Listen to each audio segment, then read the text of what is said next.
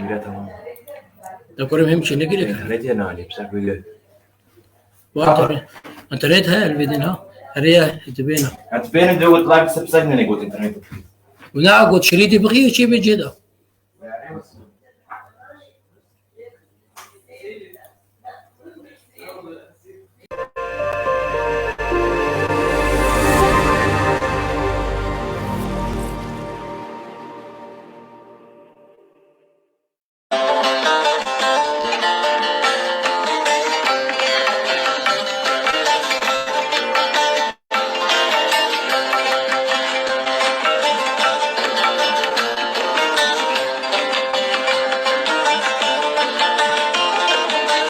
پر شاد و بختوارم خوبدن میوان گندین خوا لسر آلادن تکرین جواتی کو برنامه که بنابه نافداری تربسکی پیشکش دکن هیویا من اوا کو افخورتو کچ کاردن وینه کی باش لسر تربسکیا بریندار دیار بکن سپاس دورا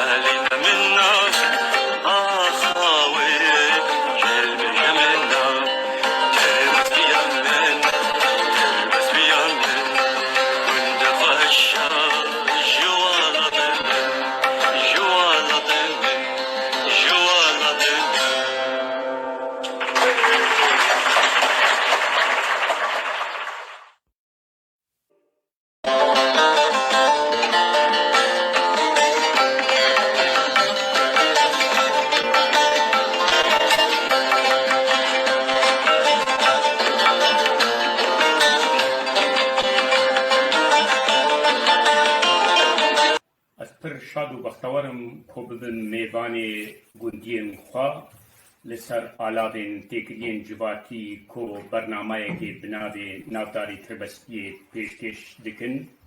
هیویا من اوا کو افخورتو کچ کاردن وینه کی باش لسر تربسکیا بریندار دیار بکن سپاس دورا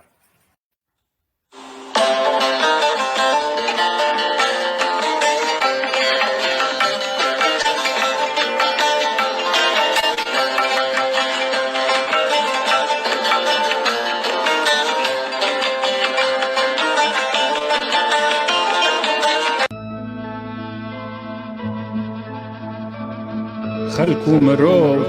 ڕەنگە ڕەنگن هەن بێناون هەن بدەنگن هەنەک ژار و پەریشانن لێجا مێرن بێڤەدەنگن هەن حێستران دەبارینن بدەڕەوان خۆ تێشینن هەن بدلێ خۆ دگرین بێگۆت کەس وان ببینن هەن بناوێ خۆ ناودارن نەتگەلاش و قەپالن هەنەک بێکەس و بێکووسن لێمێرخاسن بناموسن هەن بپەرێ خۆ زەنگینن لێبرچینە و ڕەزیلن هەن بنەفسا خۆ عەزیزن دەوڵەمەندن شاه و میرن هەنەک ژنێن بەدەو هەنا لێ هش و مەژی تونەنا و هەنەک ژی شێعرە ژنن گەوهەرن و مەلهەمەنا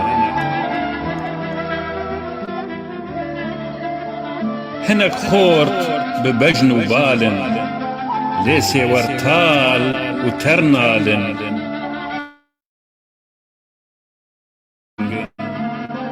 بێسیکەت و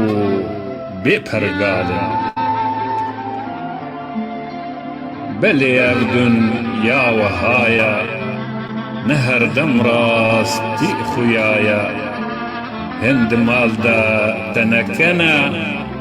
لێ ژە دەربە زێر خویایە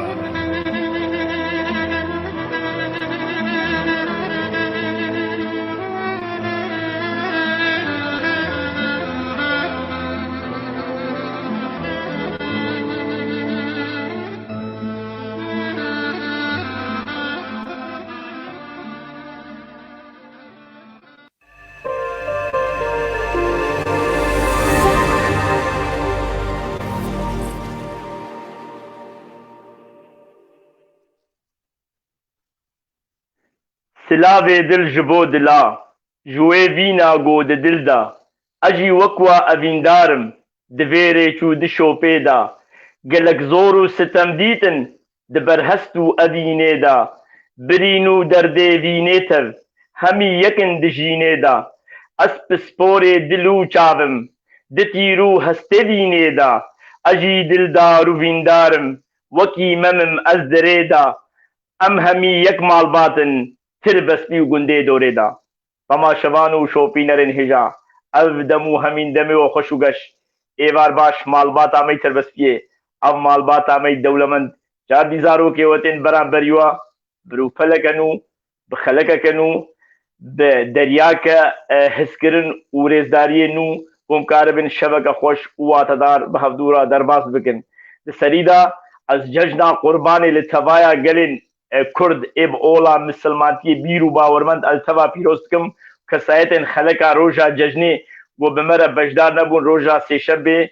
me xelekeke taybet weşand kesayetê me re bejdar nebû em cejna hemiya pîroz dikin kesayetê temen mezin bê bav û dayîk em destêwad ramîsin kesayetê di temenê me de vê em wa hembêz dikin em destêwad diguvêşin dihejênin kesayetê ji me biçûktir bê em çav û destêwad ramîsin temaşevan û şepînerên hêja malbata me tirbestiyê wekî hûn dizanin ji sîstem û pirgala vê malbata wa programa we programa navdarên tirbestiyê li serî de kesayetên goçûne ber dilovaniya Xwedê em birûskeke sersaxiyê ji hemiya re dişîyenin em sersaxiyê ji xwe re dixwazin berî malbatê wa ji ber ku ev program malbata her kes yek kesayetê got çê ji malbata me çê em hemî pê xemgîn dibin em hêvîdarin ku Xwedayê mezin par û qismet û nisîbê teva bihişta zênîn bike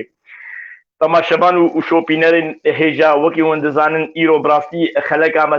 demjimêrekê bi paş dihat di encamê bi rastî kar û xebatekî mû azad taybet heye ve got wekî hûn dizanin got em jî xebat dikin û em karê kar dikin dema di kar de kesayet û navegerê malê me sîstema programê bi rastî me saetekê çûn de da em lêborînê jî dixwazin جبرگو براستی وجی وتخواست و مجی متخواست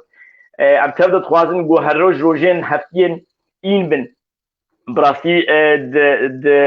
ترخانکرنا دمیدا براستی او درفتا زیرین بمرانینا برویکی با ایرو اما خلق مدم جمیره که با پاش خست کومکاری بو ام بهفدورا جارکدی شبکنو برو پلکنو بحجه کرنکنو ام بهفدورا بینا برانبری هم طما شوان و شوپینرین هجا ایرو خلق اما براستی خلقه که تایبتا لسر روزنامه‌وانیه ایرو خلق اما خلقه 24 مینا پروگرام و پروگرام نافدار تربستیه یا گو ون نافدار و ام تربستینا تیواتیا نافدار تربستیه و ام و دولمندن ام سنجو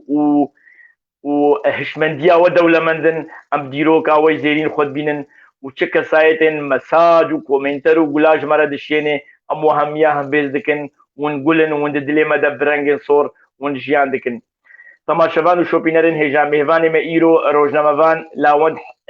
حسین علی ایرو او بی مهوانی ما و کاربی لسر روشا روزنامه‌وانیه با آخفی و ام پبرا پرسو برسواج هفدو بکن و گفتگو و ام هفدورا گفتگو بکن هر وها بشی دویمین کسایتا کی او جی نافدار تربستیه آپی بحری حجی شیخموس او جی کسایتا کی نافدار بگو چوبر دلوبانیا خوده و وری ببیرانین سال وگرا کوچاوی داویدا از هیدارم خدای مزنوی و مریم همیا و مریم شوپینرا جبر گم تربستی و گنده در دوراوی مبیرو باوریک دایا اب پروگرام نافدار تربستیه جه هر کسی ته دایا مالباتا هر کسیا ام همی مالباتا کن باب و دینا برا و خوشکن براستی ام تر دبن سیوانا که دا جیان دکن او سیوانا حجی کرنی سیوانا لیبورین سیوانا نخودیتنی سیوانا دنازیه گو هم هر کسی کار من هم بیز بکن چه کسایتی خیز زکوی زیرین ده چه آسته ده به جهوی دبرده هیا ایرو ازو که ام بباوریا دمیجی ده نو کفن نای واته گو ازوی دجمناتی ها دکن چه کس دبی برابر بیت چقا کار بیش تربستیره کر بیت اش دوست و حوالو هو گری خورا کر بیت تش جیران و نزیگبونی خورا کر بیت جه ترجمه هیا لی جه پروگرام اما جه پولوتیکه ته دنینا ناگوکیا اولاد دنین جه هر اولاد ورده هیا و خالا بالکش دخاله بالکش هنا اب پروگرام نبردر که کسیا اب پروگرام که سر بخویا از هیویدارم کردستان جیرو که سر بخوا ببی و گو امکار بن ویجی ببین سر بخوا و یا خالا گرینگین اب پروگرام نه رکلام دانه هوا پرایا جبرگو کسایت دولمندیا وی جانه دا سامانی وی هشمندی و دیروکای پاکجام تماشاوان و شوپینرین هجا وک مجورب زمان این دستگاه خلق دا ایرو خلقا ما 24 مینش خلقا زیرین جوی پروگرام آوی زیرین وکی مسوز دای و هر خلق ام 5 تیپن زمان کردی او زمان دولمند او زمان زیرین ام هر خلق 5 تیپا ام بین برانبر یوا و هر ایک جمکار بی راجه لینو سکی و پینو سکی و خورفات تیپا دینی و لی گهدار بکی و تیپا بحفظوها بکی هبوگا کشه که دما خلقا کهاتا و شاندن هبوگا کدینی جبرگو زمان کردی از این نمونه که جوره بیجم بابودایی که و هم بابودایی که من از بابودایی که هر کسی بابودایی خورد بینم جدما وشانا پروگرام آمد پشت روژا پشتی وشان بابی من بگو بابی و همیا بابی من بابی من تکلداریم برد که دی بیجه من دی بی کاتی پا بده من چواتیا بیگوت نیا که از چاو بی هبوگی پا بگریدم براستی دما اولو دی بیجه هستی من بلند بن مورالی من هیز دبن و از خودی لوی زمانی بهتر درکم دما کسایتا کی تمنی ویدا تمنی بابی و همیا و دایی که و همیا جیانی به کسایتا کی تمنی ویدا پشتی وی تمنی و زمان شوپینی براستی از پی گشت بین دبم و از پی سرکفتی دبم و از باستا برنده چم تما شمان شوپینرین هیجا امین ها 4-5 تیپا جوان تیپین زیرین سر وشان جورا بوشن از هیویدارم گو هریگی پینو سیلی نسکی وان تیپاش زارو که خورج نفشه پیش روجرا دا صبح او زاروک او کلیک ببنه نافدار جنافدار تربستیه و ین کردستان پیروز آزاد استیما جب تگر تیپ آماده بن دم باش كايرو عم بحسب 5 تيبن دن بكن كام دست بي بكن رش دران كر رش رنگی شویه سور هەسپ پێنووس ئالا من کەسک و سۆر و زەر و سپیە ئش شێر مریشک مێش پۆرە شێر درێژە تری سترە هەفت تریێ vêdarê tirşa do gul guh bihna gulê xweş e gelek spas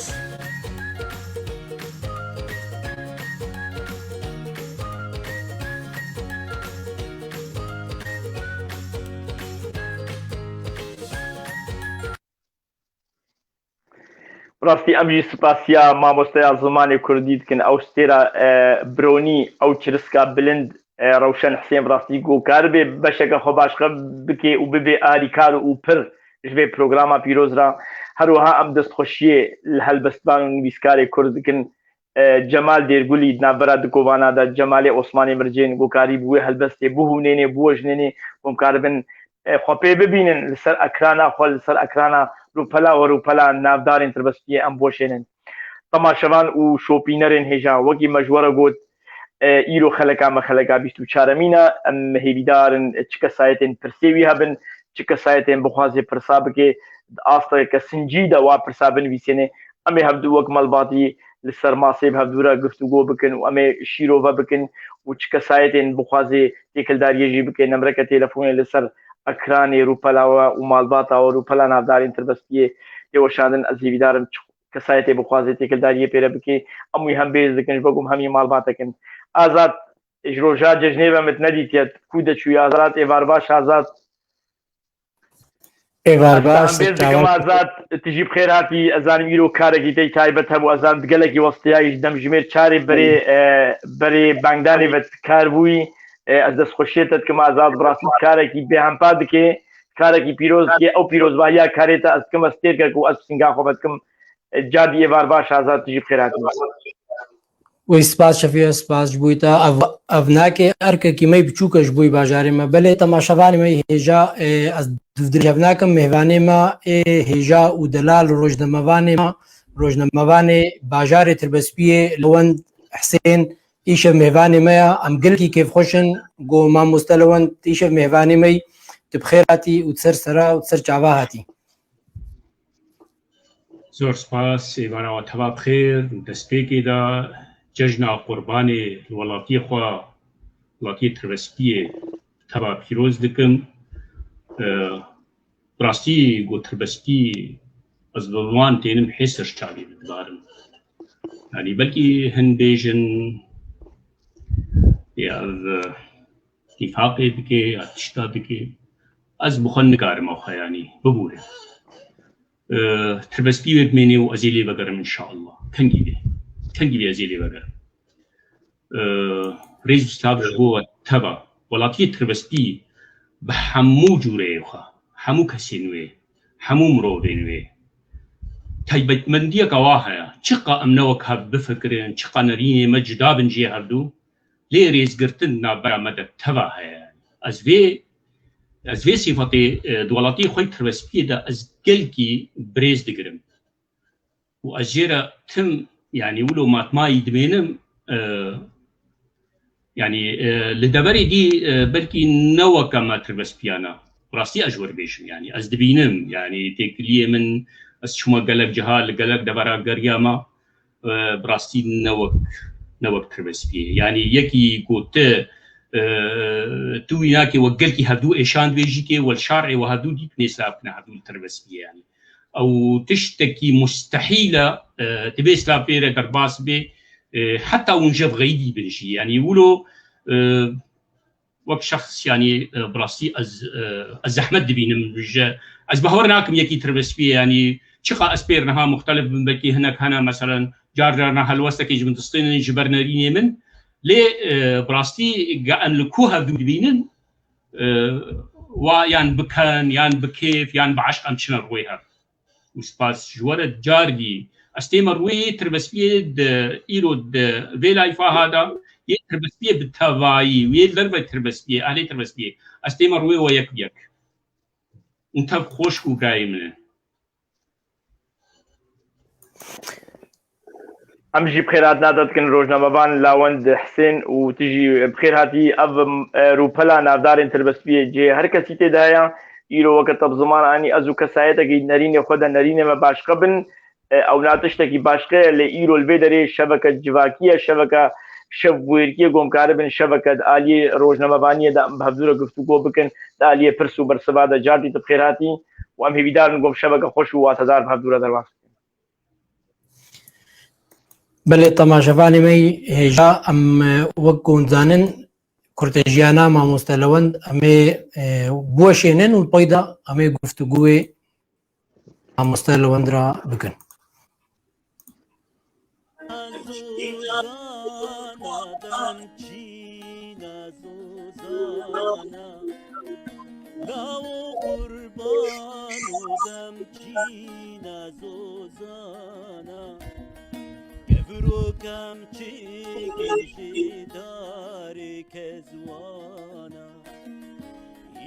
ڕۆژنامەوان لەوەند حسین لە باژارێ تێربەسپیێ دهشتێ تەباغا ساڵە 1964 ji dayîk bûye bixwe malbata wan berî sala 1958 li gundê Dekşûrî bûn ew dihavîna sala 1958 li têrbespiyê niştecî bûn لەوەند خوندنا خۆی سەرەتایی و ئامادایی و یاسەرەکە لە دبستانە تربەسپیە ستاند بخوا ددلی ویدا گۆلکۆلی جاراگەهاندنێ خوندنا خۆی بلند بکە کردناوێت کن ji bo Rojavayê Kurdistan rastî îro mesmênarek li navenda Encûmena Niştimanî Kurdî ya herêma Girgêlekê mida li ser amadekirina nûçeya rojnamevaniyê li ser gelek xalên giring û pêkanîna wê mercên nivîsandina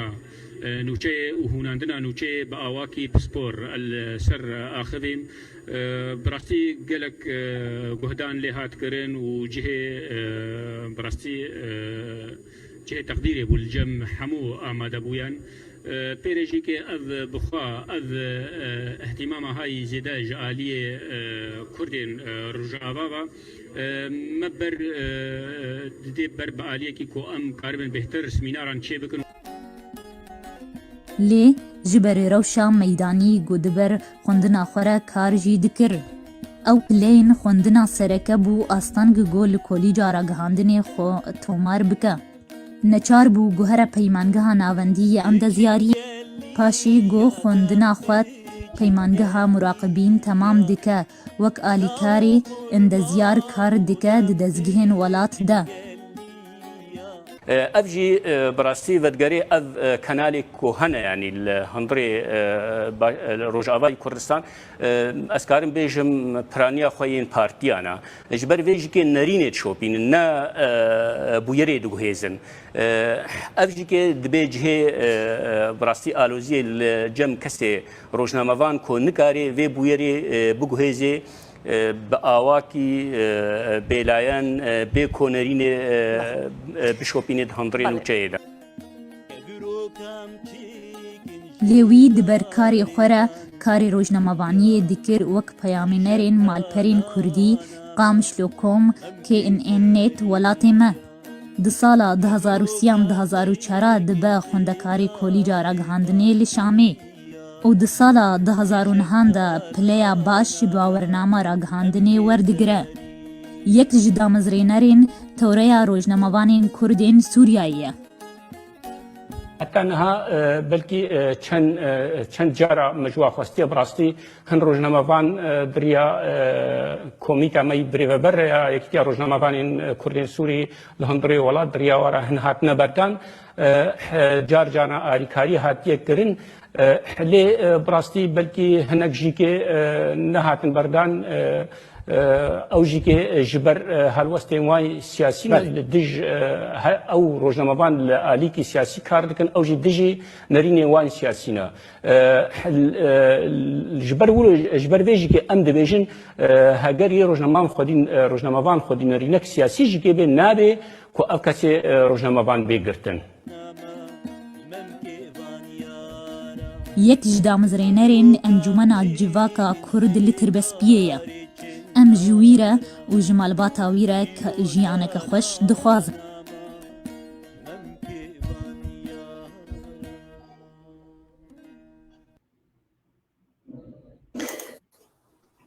بەێ مامۆستا دەمە هەنێکی دەمەستەوە خۆرتر بوویژنا لێ ئەمێ هەندێک دیژی بتەشون دەبەگەرێن ئەمە دەبەگەرێنە تارا جامیە تارا جامیا عەمۆ مەڵا ئەحمەد هەندێکی ژمەرە بەحسا زارۆکتیا خۆکێ هەڤالێتەکی بوون وەچاوە خوێندنا خۆ برێڤە دکیژە دبستانە دەتربەسپیێ داتە خوێندنا خۆ کرد تووکی پەف دچون دتارێدا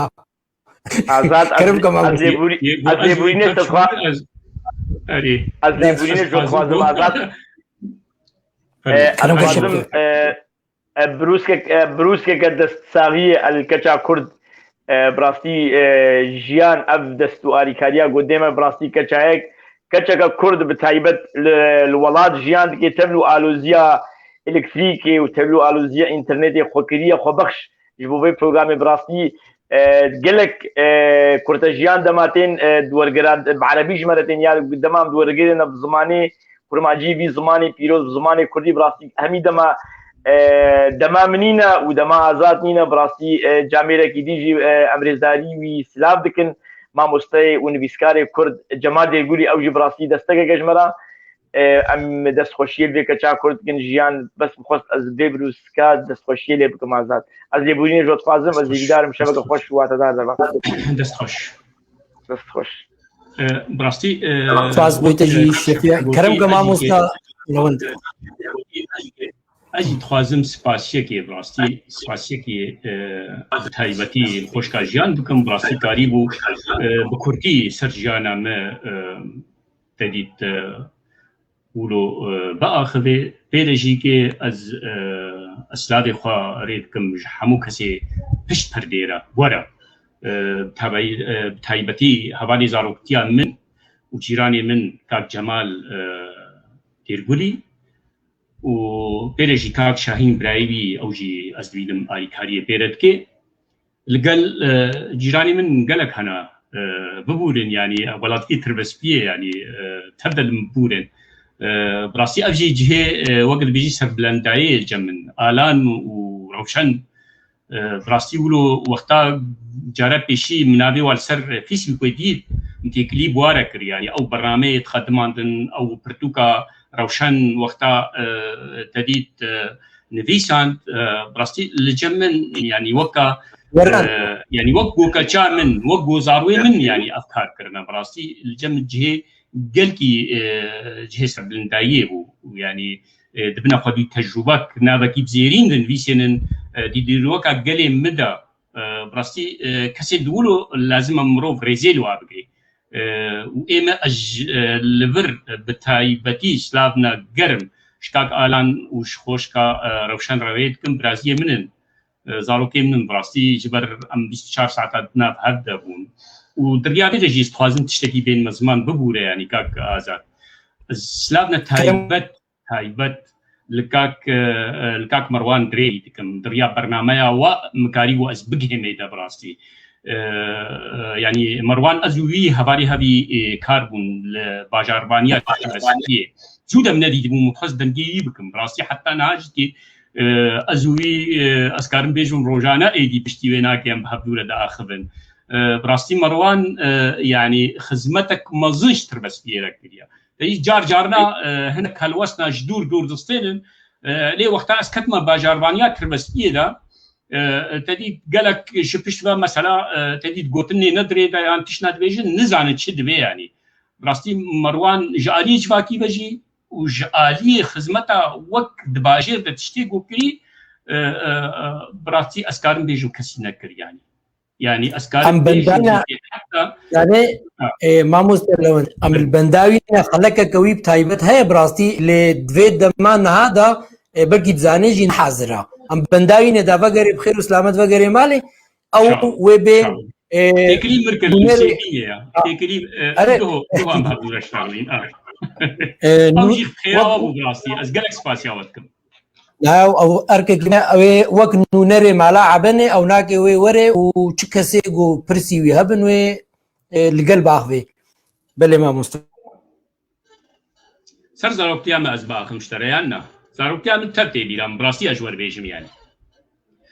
زارۆکتیا من تێبیرامە وەختا گۆ بەرف کربەسپیە دەهات وەک لە ئۆروپا بڕاستی مترەکێ درابوو جار جار نایانی ئەم تازی بوون بڕاستی ینی جل نەبوون وێ دەمێ تێبیرامە ینی ئەس تەنا تەرپێ بوون ئەو تەرپێ سپی ینی حتا شۆرژی نەبوون وەک نەها شۆرتێ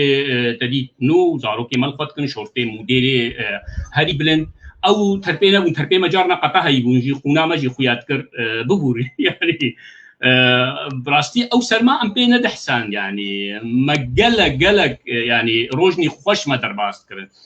تێبیرامژی کە تەدیت ڕۆژا پێشی گۆ ئەس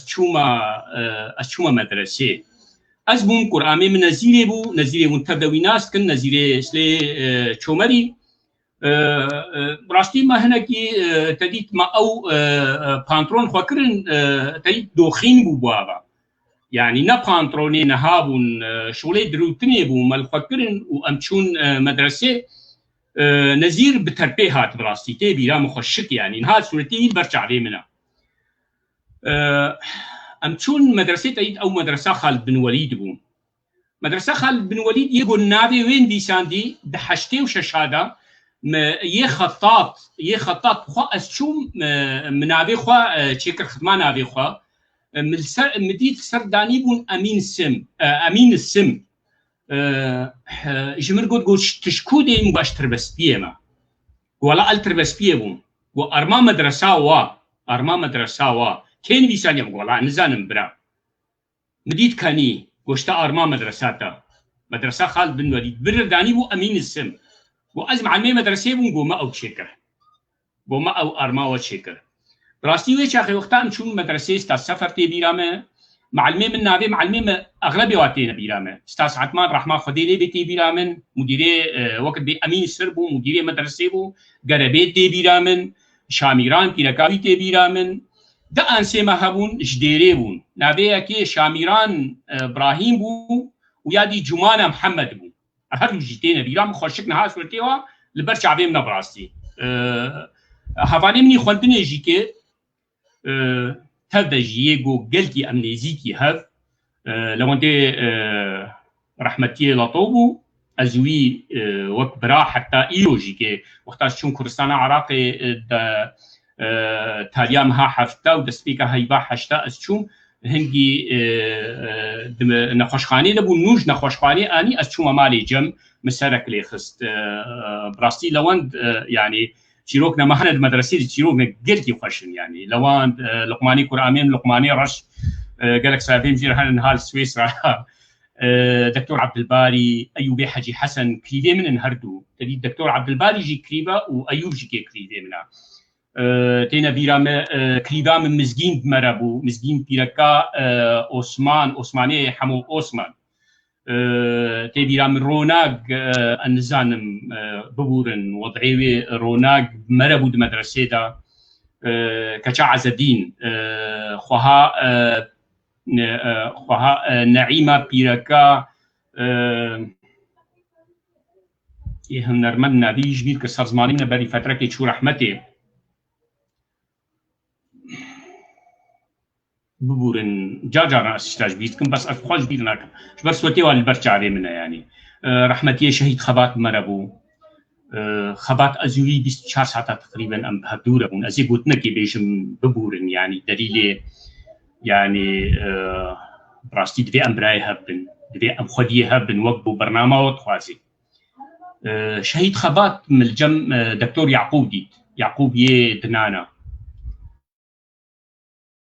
شعب المكر براسي تريد ويش أخي كادري تيتكر كادرو بو سلاف ليكر مقول مرحبا كاك خرات تشاوي والله رابو أمشون الروي هفدو مقول كاك خبات أزي تشتكي بيشو مقول كرمك مقول كا أمهر نيدي سوكي أستا لفخن عمي لفخن تيت ويش أخي مخابرات هبون يعني مقول زاني أمن عسكري وي إلى جم مالي وي وصفي مدن تعايكن وي إنا جبت مالي وصفي تدن معايكن لكي كا أميتشن خيوني دي سوكي ديسا أميتشن رويها أمي رويها بدو ماتشن وأمي كانن وأمي بعدو رمش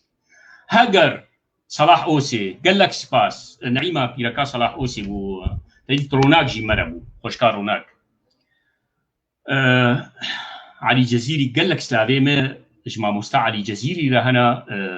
ما مستمي تربسكيه بو هل وستا قوي تاريخي هزين هاد بربيش براستي مقو كاك خبات وي مخابرات إنا جمع وتحقيق مركن والمجيخن وإنا جمع تجيل تخن شما أم شنر ويها شما أم بهبدورة كنينة شما أم براتي بهبدورة دنستينة مكاك علي ما مستعلي جزيري ديت نبيسان نابي صلاح أوسي نبيسان أزيت شيروك كوي بيش رجع عيدان نوروز ده تديت أم دتشونا نوروزي كسنت شو مدرسة دوي روجة ده تديت حكومتي موجهين تربويين دشياندن ما مستعلي جزيري جغرافيا ده يموجه تربوي هاتا مدرسة جمويناكي هاتا جم بو كات الله بو إيدو عيدان نوروز بو أدملت جي موجه رقول بو أدملت مستحق بو بقه آزاتيا خو ولاطي بيها دي تدبينيت شقا مخلصة مناسباتي فرا لبيشيا يموجه يعني بيطرس هل وستك براستي قلق تاريخي يعني براستي مروف جبير ناكي باتشتها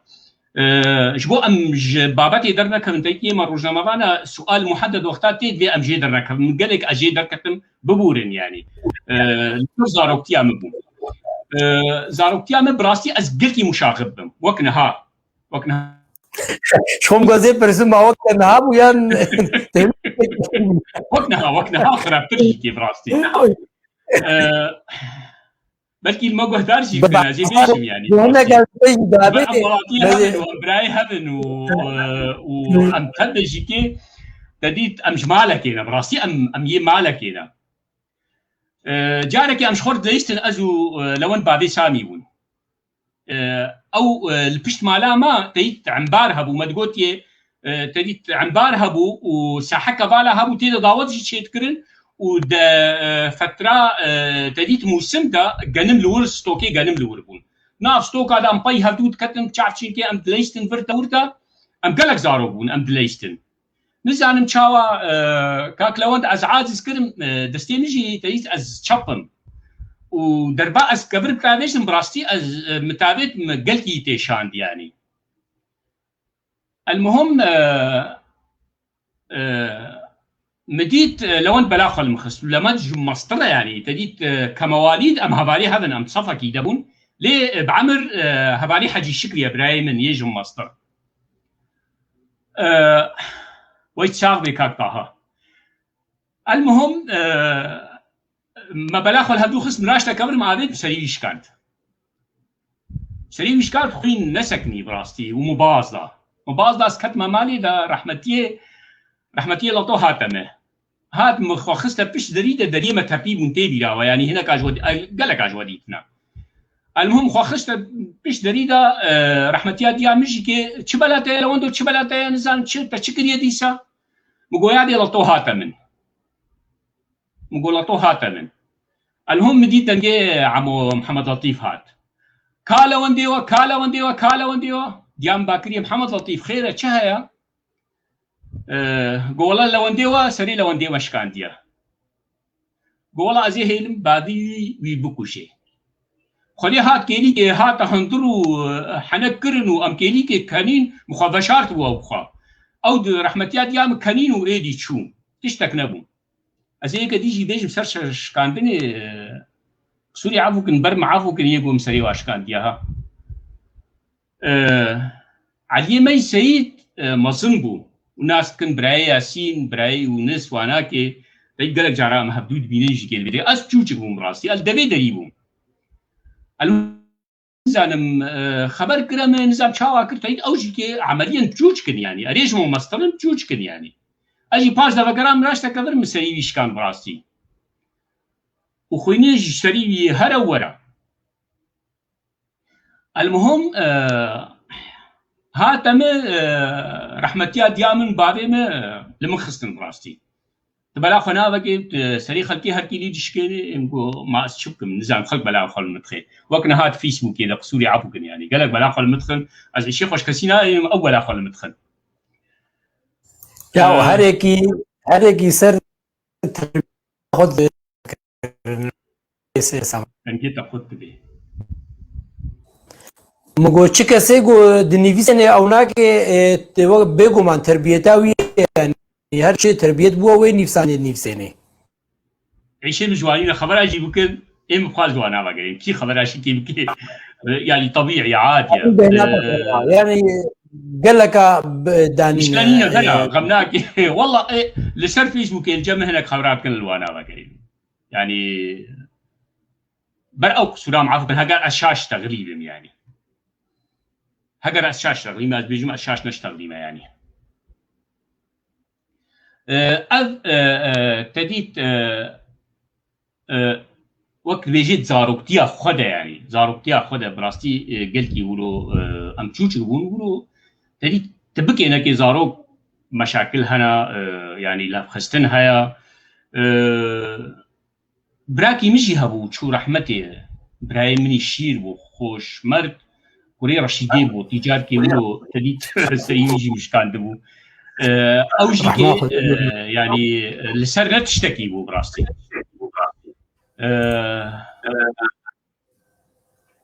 خوش مرد براستي خورتكي قلتي دلال بو قلتي هذا بو قلتي فقير بو دياوي اشير دا رحمتيا دياوي براستي يعني تمجيكي استشوم جماناك يعني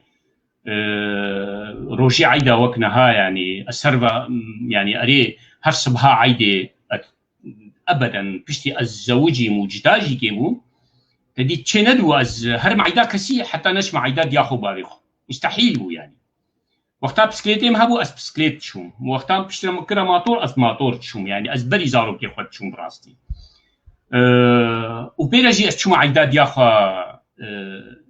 تديت دیا خوش مرد اچوما عیدا و ناگیجی که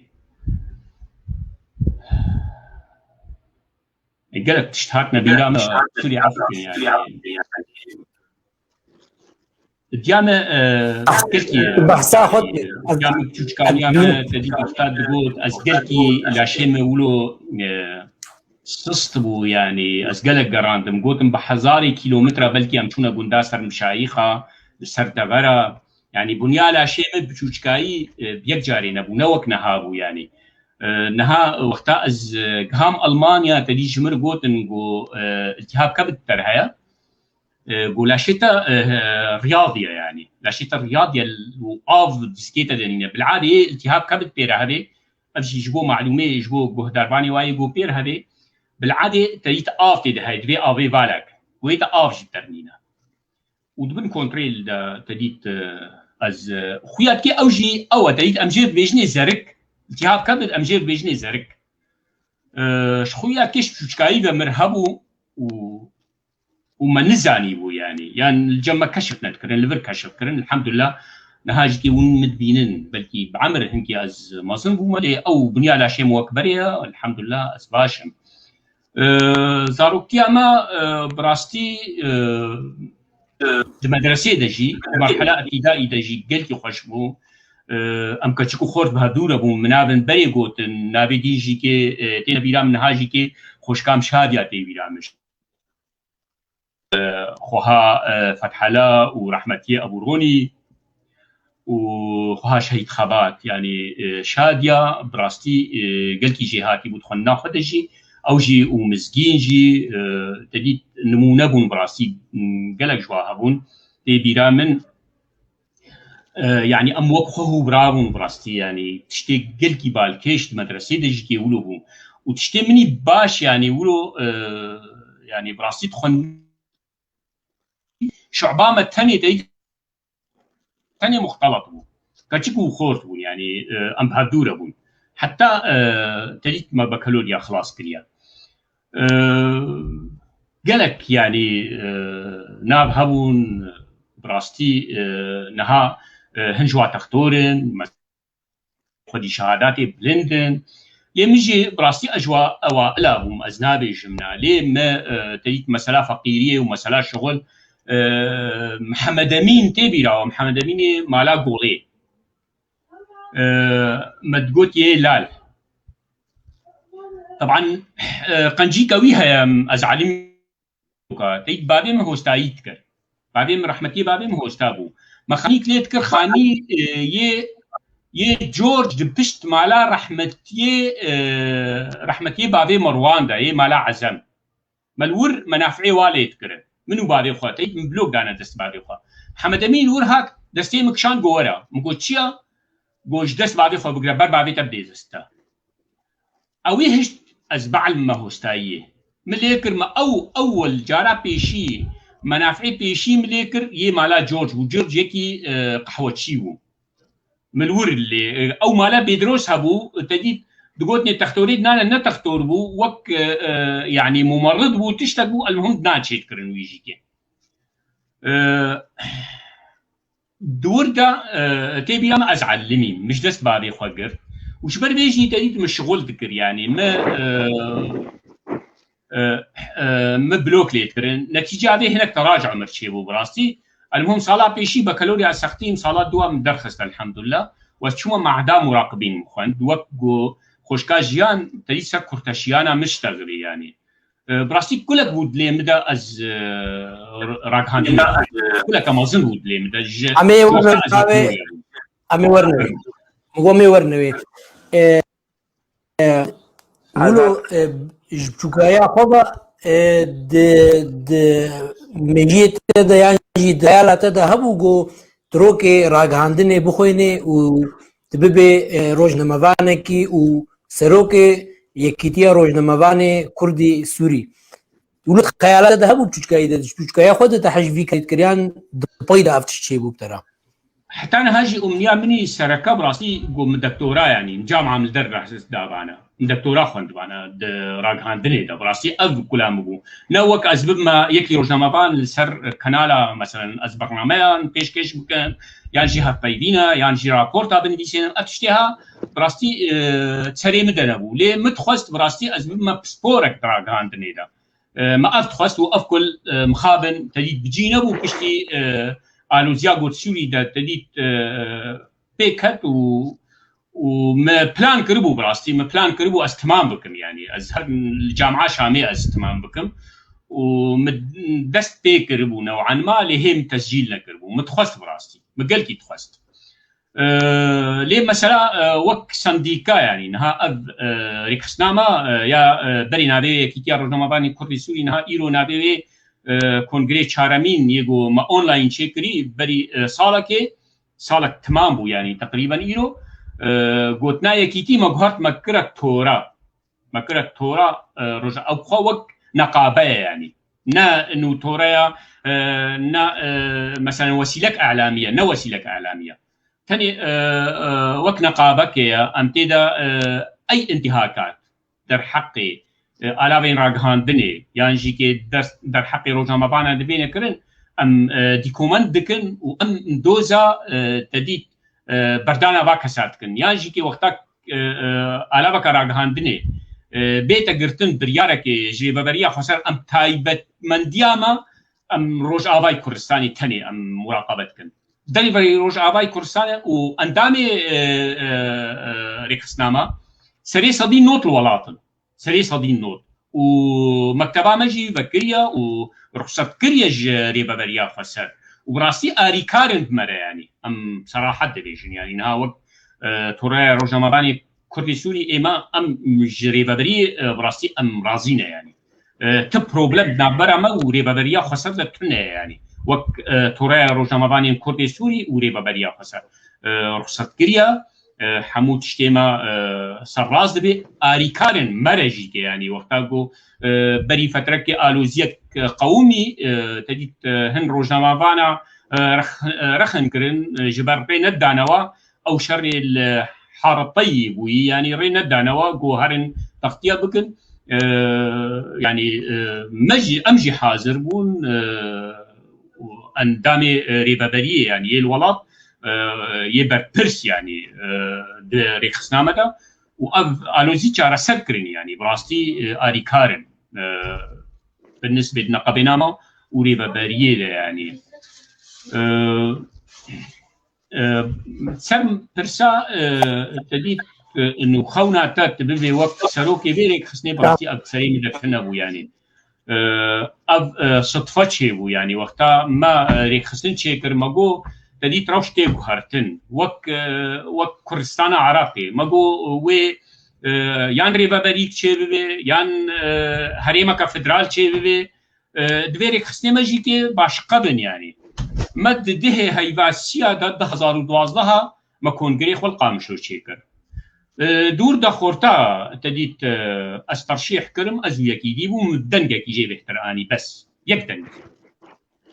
بدەنگێکی تەنێ و پشتی وێرەژیکێ بڕاستی کۆنگرێ دوا چێ بوو دیسە ئەم دۆ بوون بڕاستی دەنگنە گەلک بلند مەئانین یێ مقابلی گەلکی هەندێک ئانین حەقێ مەبوو دەوراسیا طبعا ها سەرۆکێمە کەچەکە کوردە ناوێ سەلوا سلێمانە ئەبدە دەورێوێژی چێبوون طبعا دەورا پشتڕێدی ئەوژی کێ وێ غەیری وێ بێ یێمە ئەم دخوازن ڕاگەهاندنا کوردی ینی ڕاگەهاندنا کوردی ینی بکەبێ ئاستێ جیهانیدا ئەم دخوازن هەرێما کوردی تەدیت وا عهود و مەواسیقێ دووەری تەدیت تەنێ ڕۆژنامەوان و ئالاوێن ڕاگەهاندنێ هەگەر ئازادیاوە هەبێ کوژان وڵاتی ئەو وڵات ئازادە ji ber vê em dibêjin divê em alîkar bin rastî di meselê ragihandinê de tiştê rastî bibûrin yanî tiştê bala min gelkî kişan niha Rojavayê Kurdistanê rojnamevan gelek çêbûne berî demekê bi rastî xortek nas kir li ser Facebookê min têkilî pêr kir ez nas nakim min dît got tedît کلیجا راگەهاندنê xwendiye û hin korsa didê û min têkilî pêr kir rastî serêm gelkî pê bilind û kitêbek jî kê derxist berî demekê yanî ji tirbestbiyê ew jî gelkî kêfam hat bi rastî kak Osman Elî Slavêm jê re hene niha jî kê tedît wek merkezeka wayî dîrasat heye dîrasatê ragihandinî bi rastî gelkî ez pê wek niha wek me yanî dektorastan diye ragihandinê de wexta ez hineka wek kak Osman Elî dibînim gelek xortê me hene yanî çêbûne û qet çêbûne bi rastî hêviyê me bicî dibin hêviyê got min dixwastin ez bikim wa bicî dibin û ji me xortir jî niha ez ji 2009 ez xerîcê kuliya e'lamim belkî kak Osman piştî me xerîciye û xorta ji min çûktir e gelekî yanî kak Osman ji min jî hatîtir e ragihandinê de ez bi rastî dibêjim yanî û rêzî Slavêm jê hene û ez bi hêvî me bêhtir jî kê pêş bikeve û pêşerojeke baş bû yarê yanî û ez tê de dibînim bi rastî ez tê de dibînim hêviyêm tê de hene بەڵێ مامۆستا لەوەند بەرێ ji وڵات دەرکەوێ بناونا نێ ناوێتە تەندی نووسان سەدەمەوێت ئەم خوازن زان بن ئەو ناوێ گۆ ولۆ بدەنگ لەوەند بوو بەس نە لەوەند بوو ئەرێ لەوەند بوو لێ نەوەند بوو ئەزێ تەوا بێژم ئەزێ چیرۆک ناژی کێ بێژم لەسەر ji ber hineka ser navê me teyî ketine hepsa de jî kê berî serhildana 2004 em dest pê kir berî ez li kuliya e'lam kulîca ragihandinê ez xwe tomar bikim min dest bi karê ragihandinî kir teyî hin malperê Kurdî çêbûn malpera Amûdê malpera Qamişlo مالپەرە ڕەوشەن یعنی ئەم مالپەر چێ بوون ئێم گوگەرەکە پەیامنێرێ وا هەبن وڵات کێ ژوار بنەقلێنێ چ بێ وڵات ینی براستی من مالپەرە قامشلۆ مشوار هەلبژارت متێکری وار کرد مگۆون چ بخوازن ئەزێ ژوەرە بنویسێنم و کێفا مش ڕاگەهاندنێرەکێ و ئینشاءالله ئەزێ کوریا ڕاگەهاندنێ بخوێنم ئەزێ تەسجیل بکەم ینی کەنگی بێ ئەو 10,002 من 10,003 تەیت هاوینا 10,003 نو ئەس چوومە مخەسەجلاندیە 10,003 10,004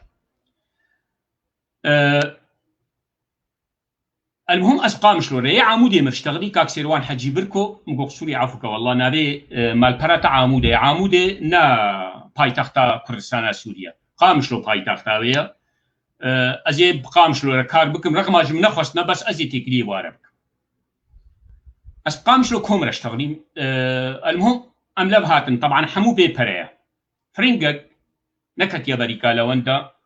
بالشغليوي وطبعا تشتي من كري دنجي من راست لاوازايك دنبي سند بدنجي تكيما والله دنجيتا ما شاء الله وقت زنجلة باوي سبا معناه يجمويا بروبلم ياويا نا يامنا مبنابي سيبان الملا مدن بيسان تقامش لو كوم دا سيبان الملا تمام سيبان الملا اختيار كر سيبان نابي جاي سيباني خلاتي أبيك ملاجي سرنا في بابي خوا بابي من ملا بو بس خلكي تقولي ملا علي شما تقولني ملا علي جبر برزانية تاوي تيك ملا مصطفى برزاني نبي ملا مصطفى بو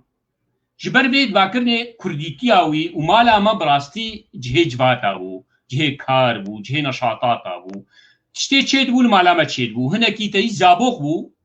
هينجي او زابوق هيا مالا ما يكبن مالا بابي من ندوات جوات نوروزي حموتش هنا بتشوشرون يعني جارك ما مستخر الدين مراد البدر الالمانيا جمره قلت قو مجبات مالاوه شيكر قو ما قولوا انت هرا شارعي هكا تدنجي ترامبيلا كرت يتربس بي قدو هكر دنجي ترامبيلي جورات تربس فيها تبانا ما يحس كربانا الدرب قو مجباتا خلاص كرمت باكره تجي ندهاتي وتسر مطرصها يعني جوشبري دوتولو حريص بو يعني جامير البرج مرقوت لألمانيا يعني عزا كواها رحمتي الاسن شيكربون شو ما عزا الورج مرقوت مبنى في سيبان ملاك هاركر براستي حموش كي نوچبون نوچدن لسان يعني تيت نها قالك نوچد مع بارادال سر تلفزيوني كوريتين لسان براستي اساسيات نوچه تجد بيك نايل بلكي وهنك شهاي بينامل سر داوي تجد وهنك جي وشان براستي بينج برس هنا ده هر نوچه ده بيجين ده برسي زيرين كاك طه الحمد هبالي من راغهانتني دبو او ناكي باتشيرو كازاني يگو خوندي تجد باتشيرو كازانن براستي كاك عثمان زاني يعني بينج برسي سركي هنا دويت دوين وجاي خدت بيك بيني يعني دويت بيك بيني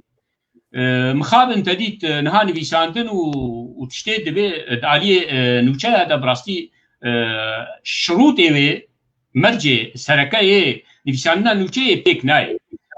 ام وقت مهربان ام چون كردستان عراقي 2014 هذا بو کنگره سندیکا روزنامه‌بانی کردستان سوری لورچی بو مگو تا ریوبری کنگر مگو استخوازم اکسی و دعوت کری همو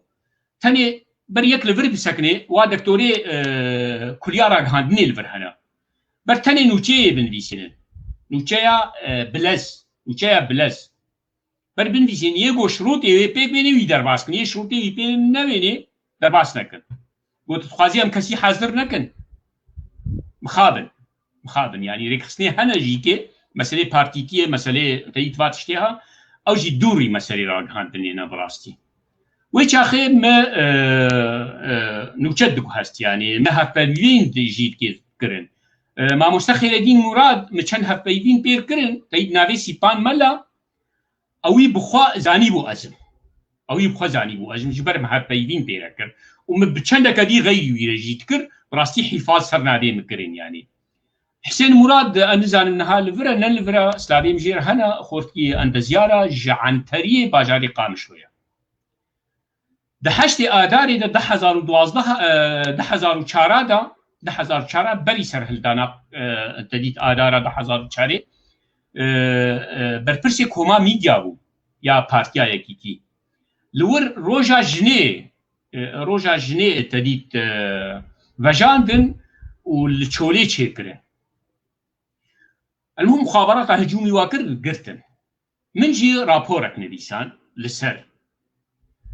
حسين قرتي ويعني وقتها من سر حسين بيسان ازانم حسين يعني تشكاريت كي مهندسه وعامل صبت شغلي كارثه يعني مزين شخات عدل الانساني كرتي يعني بشتي حسين هاتا بردا ولو صدفه شي بو سر هلدان شي بو او جي تديت سر كردبوت بارتيا الوحده يا رحمتي اسماعيل عمر او اسماعيل عمر هاتنا تربسبيه اجيت كوميتا ديت تبعيه بارتيه كردبوم ازنونري بارتيه هفقرتنا قلبهم التربسبيه ام مادام طبعا نفيساندني خدا سيبان بالا ونكارني وقرن ارشيفي وينا كده مساله حزبايتي تيدنا بو مساله الراي تيدنا بو تشينا يعني هاجرت روشنامافان بي تديت انواع راغهاندني دنفيسين تشينابي تنريني تيدا بنفيسين من سر بارتيا خوا الجواد دس خبر جمرددان سيبان ملا كيا ابيك الجواد درونشتيها ازرونشتي واتا خل قامش لو خبر جمرددان طبعا فكر ذكر من ازنه تشتغلي جبر مسروان فيسانت يعني وقتا جو مشاركه نكرن د خو بيشاندانا البر برلماني سوري 10,000 دوادا بجوي شاخي حسين جمره قلت حسين قوياخي جوجبوتا حسين مراد براي أكرمة كريمتكا وليد وشريف واناكيا قويا قوم مليدانك سر تخار مقول شر ليدان شما سرمي يعني شما سرمي قو والله تا تبوي تنبيشان السرمي كس تاريخا مزانش تبيبه يعني مقول برا والله نا أزم من نويرا وبراسيش تربيجم يعني وقت از بيجم أزم الترسام حسين جار كديبه قرتن وإدي جامير بلكي نبيجي بس بلكي عذاب تحمل لك وبيجي شبر قوتبوني لازم أمدي بكوشن يعني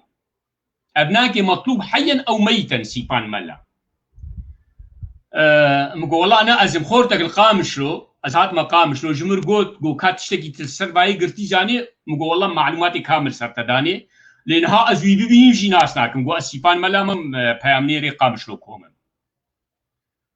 المهم بشتي قامشلو تديت قامشلو هاتا قرتن هناك آلوزي ليه تشيبون أشوما KNN موقعي KNN خوديوي دكسبون ستير إبراهيم وكاك سلمان حسين لهولندا بون مبناوي سيبان ملا نبيسان بشتا مقهر مناوي خو كده سرهلدان ملي سرهلدان جبو سرهلدانا آدارا 10,004 وملي جي جبر سريكانية مالا إبراهيمي باشا ملي تديت عشيرة عربة هبو بجمع جيدادا بو هجومي وانا جيكرن أو إيشاندن رابو من قوتنا ملي مبيفكر بكي إن راشتغلين قوياخي قو مخابرات عم هلكان نأسر هلدان ملي دبيجين يك جوايا بيك جمال باتا ويا دبيون ويدرخن رابو نابي مقهرتن واش جمخوا ابنابي دي من نمر اختيار كر يعني واداني بو تديت كاك سلمان واداني بو نابي مكرنا جاندا إبراهيم شما أولو اختيار كرنا أسقوا نزان يعني نمر اختيار كر مهاسي نابا مكار كر اب السر نابي نهيني يقو أسبي شغلين براسي بشترجي كي بنابي هشكرا نابي لوند حسين مرابورتي خود نويساندن دمال براولاتي مدى وك بيامنير أسبيرا ما أزيل برت تشتكي جيكي ديسا هشكركم طبعا وك نهاون تعبن أمجي تعبين وسر حسابي خود الكسر روزنامة كسي كار نذكر يعني القامشلو كسي تشتك ندقو هست أستنيهم يعني حتى خود يما البراولاتي ما تشتك نذكر مالي مش كمبيوتري هبالك مني عزيزة دەنگێ ملمدە ئەگەرێ کاک ئیشدەمتەیە یعنی هەبارکی منی عەزیزە المالی بوو کار هەموو سەر پشتامو بوو تەنێ پارتیا پێشڤەرû رێزی سلاوێ مژوارە هەنەش کاک ئەحمەد سلێمانرە رێزی سلاوێ مژ ڕەحمەتیێ حەمیدی حەجی دەرویشرە هەنە تەنێ وێ پارتیە دجارە پەرەدانە من دجارە ئەوجی ئەو تشتێ مستاندی طبعا هەردوو جارە زەرفەکدانە من وەختا نەشاتەکەوا چێ بوو نەشاتاوا چێ بوو متەختیە کرد پشتی مەخلاص کرد ئەس دەرکەتم ڕاشنە زەرفەیدانە من هەردوو جارە ئەزێ وێژی بێژم کاکتا تا دەبێژێ ژبیر نەگا ئەو تەقریرێک دەستێ مدایە ژمرشیان دیە سەرێ دانیە وەختا گوهاتیە گرتن مستەردانی یعنی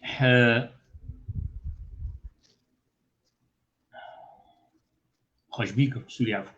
هێز ئاڵێ بخ بەخۆ بێنمەدانێکی بەدە تەماشەوان و شۆپینەرە هێژا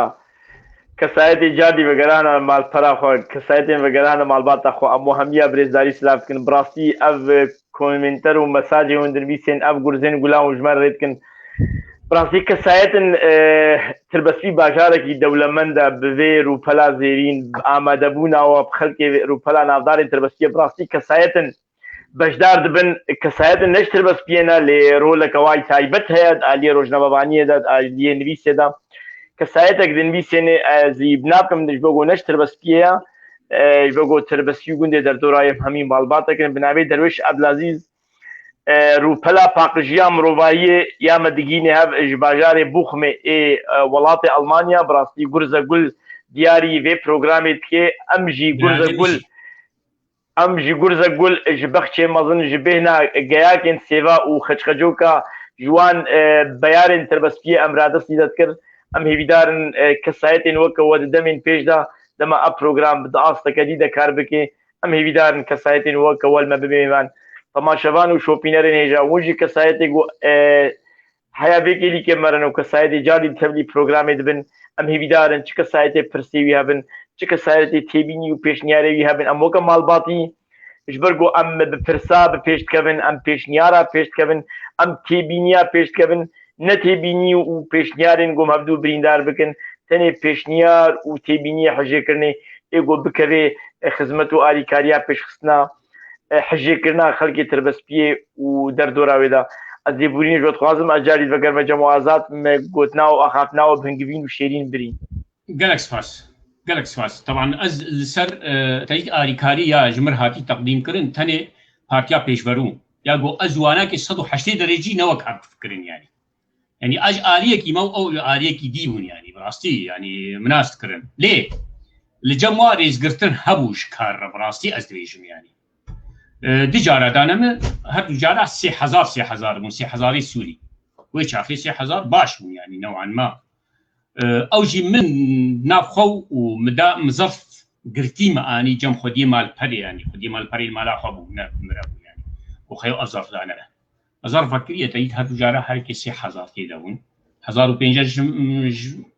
مش خورة بريو 1500 بداية يعني أفتنيك هانمه تشتكي دينك هايمه جوختم کاری را گهانی کردیم. لسر کاک تاها وقتا تایید ها تگرتن چو کردستانی بسی 10,000 ما شاند حموم مال پرا. کاک تاها ایرو ازوینا که جی که دنیانا خوی سیاسی ده گلکی مختلف. گلکی مختلف. لی کاک تاها اسوی سری خود گرم. از راستی دیش. يعني بركي عاجز برعاجز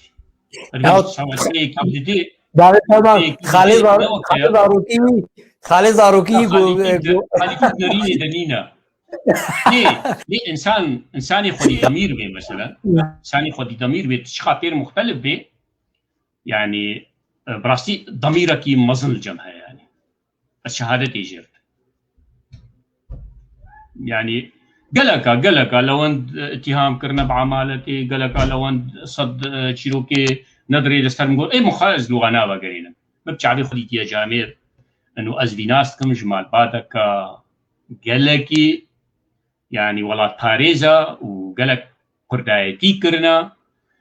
يعني جامێر مدە جار سێ جارە مدیتە نویسانی تعلیقاتادا يعني دیفاعا من کردە ئەس نەحازر يعني ئەس وینە هەباری هەبی فیسمکێنە ji bo em hevdû neêşe lê birastî yani me telefona min jî cema ya wî jî cem me telefon ji hevdû qut nekiriye me alaqa ji hevdû qut nekiriye bere kî bêjê vêya û belkî yek sibî ji min bêje ya tu tahare dî û tu sênî ez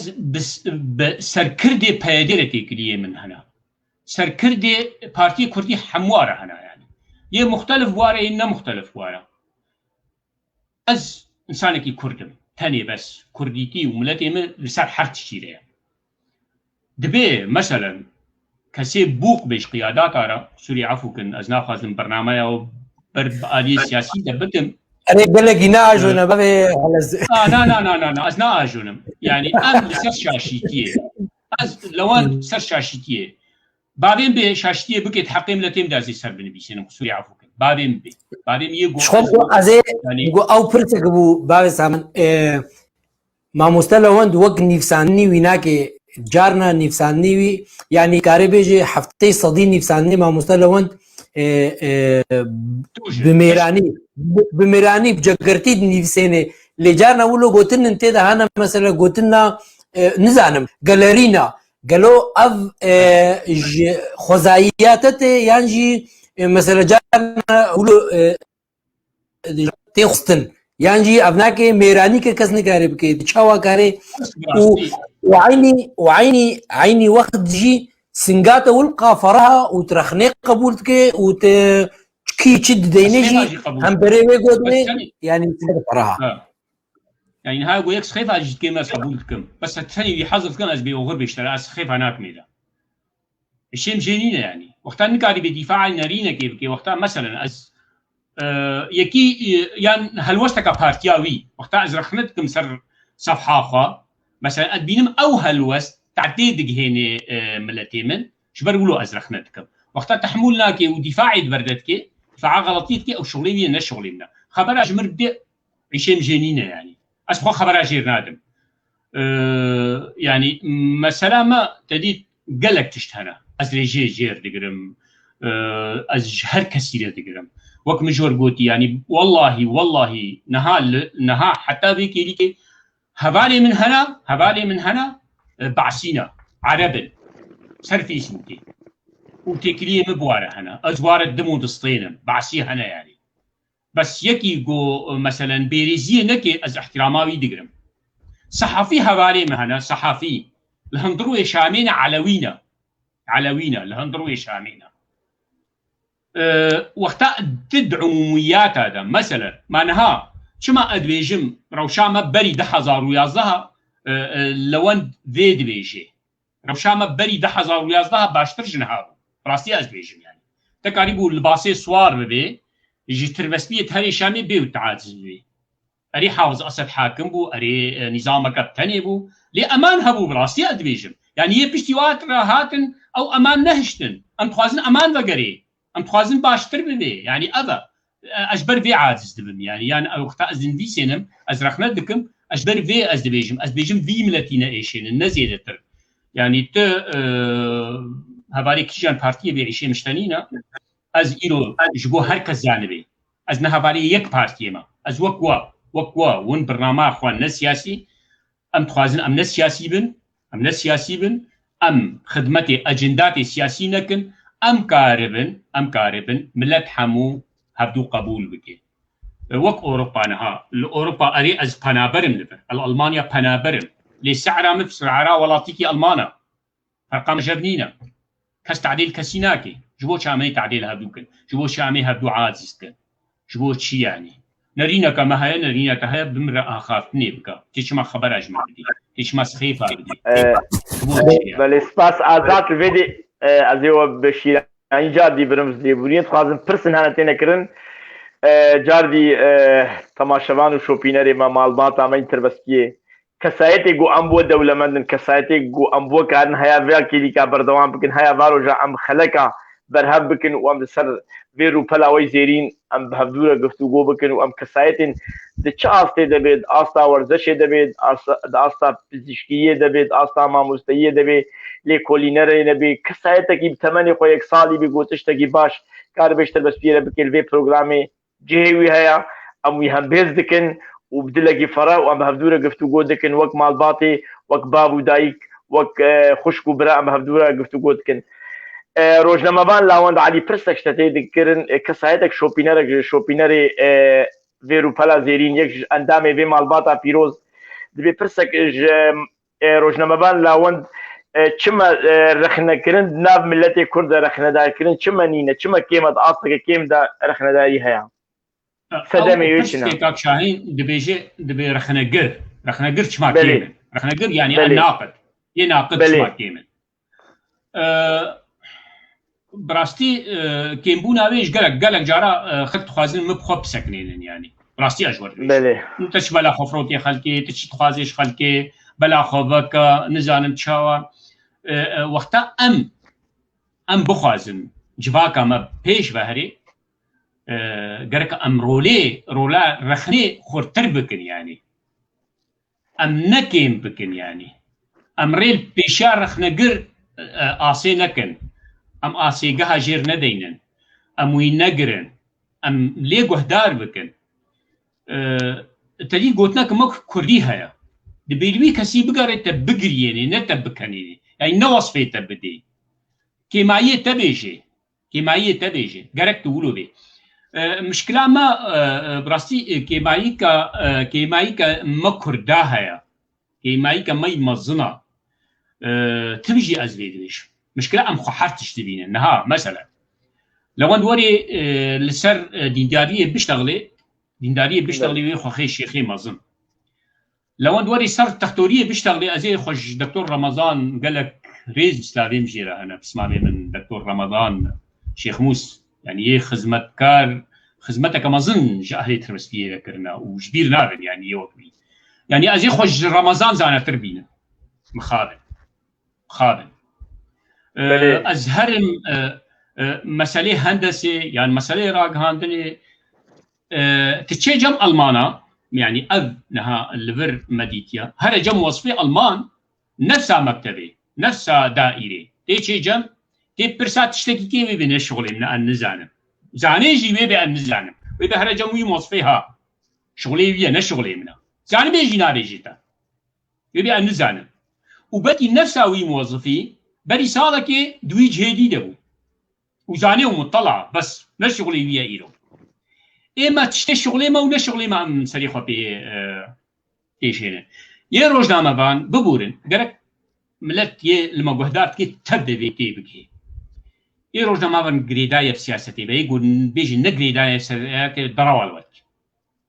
ليه أو روجنامه بان وكا بوليتسر دي بيجي بوليتسر نها تدید خلاتا پولیسر یا راگهاندنی یا جیهانیه هر سال دنه یکی جیهاتی راگهاندنی دا پولیس دبی نبا براوان دبر پارتیا دا دبر حکومات دا دبر سلطات دا از گوتنی عربی دبیجن جبو تیبک هنتر دا يعني دبی نبا جوارا چپکانه دا قیادات را چپکانه دا جمالای چپکا شیخارا چپکانه دا او شیخی ريز وسلافنا قرم جمالا شيخ ابراهيم حقي راهنا البيدري جبر شيخنا براستي الدين دا موكوانا ديتن يعني اجل ميشناكم روجينا قرم دي اسواسر سري خدينا جبر تشا جبر دين تشيا تشتي اسفيم دكم يعني بيخبر بيجي وما ارسلت الا لاتمم مكارم الاخلاق اخلاق اسلامي جنب شيخ ديتنا براستي اسفيجو يعني يدرست يراست يقو مجتمع حفاظ سر مجتمع دكي قال لك جارات مسألة جواكيدة تديت مسألة جواكيدة الغلاط جي شغريمة أما مجبور بحاجة وابونا أري كريمة كرنا صار صلحة وهاتنا وخطا عبانتنا يعني راستي مال باتك قركا يعني هريم ما جزيرة حمو يعني ريزيل وابقري تدخلي مسألة سياسي نابن تدخلي تشتكي تاني شغلي خوي دينيتك ولو يا راست از روزنامه ام سپاسیادت کن الفيديو اللي برسه كم هيا وەکی ئەم دەزانن ڕۆژنەمەبانی دەستهلاتداریە چارەمینە هێزا چارەمینە وەک عەرەبی دەژێ السلطة الرابعة دەستهلاتداریە چارەمینە گەلۆ حیات چه ئاستێت پراکتیکێ دە کارتێ ئەفخال حیات چه خاڵێ پراکتیکێ کارتێ بەێ نەتەنێ چارای ئیرۆ دنیا ژێر بێژین یا یەکەمە چما نها کاک تاها بەحسا گرتنا خۆ کرد و چیرۆکە سەر نویسانی ڕۆلامە هەبوو وەختامە بەلا کرد و دنیای بەلا کرد ڕاگەهاندن دەختێ حکووماتات دکێ دەختێ دکێ مەلسەر نویسان تەریت هاتە بەردان ئەزێ چیرۆکە دی بێژم پشتیوە کاک تاها هاتە بەردان ئەزێ خۆرتەک هەبوو چامێ هاتە بوو گرتن ناوی یەڵماز بوو باویت حەفسێدا چوو ڕەحمەتێ نەتیجە تعزیلێ و نەخۆش بوو ژێر دگۆتن عەبدولکەریم ئەبوو یەڵماز مالاوی زۆراوە شامێ معروف بوو ئەس چوم شامێ تەریت فەحسێم هەبوون ئەس چوم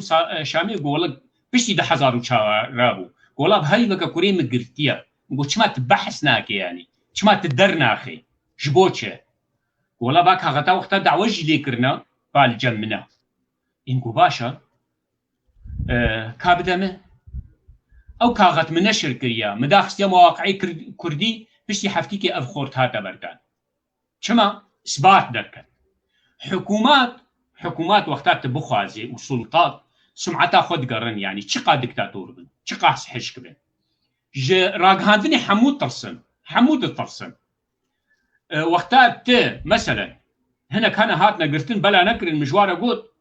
بس نابا نابيجم سوري عفوكن شبر مجوار خواست ام درخن نخواستن زاوية واحدتان هاون ضاونا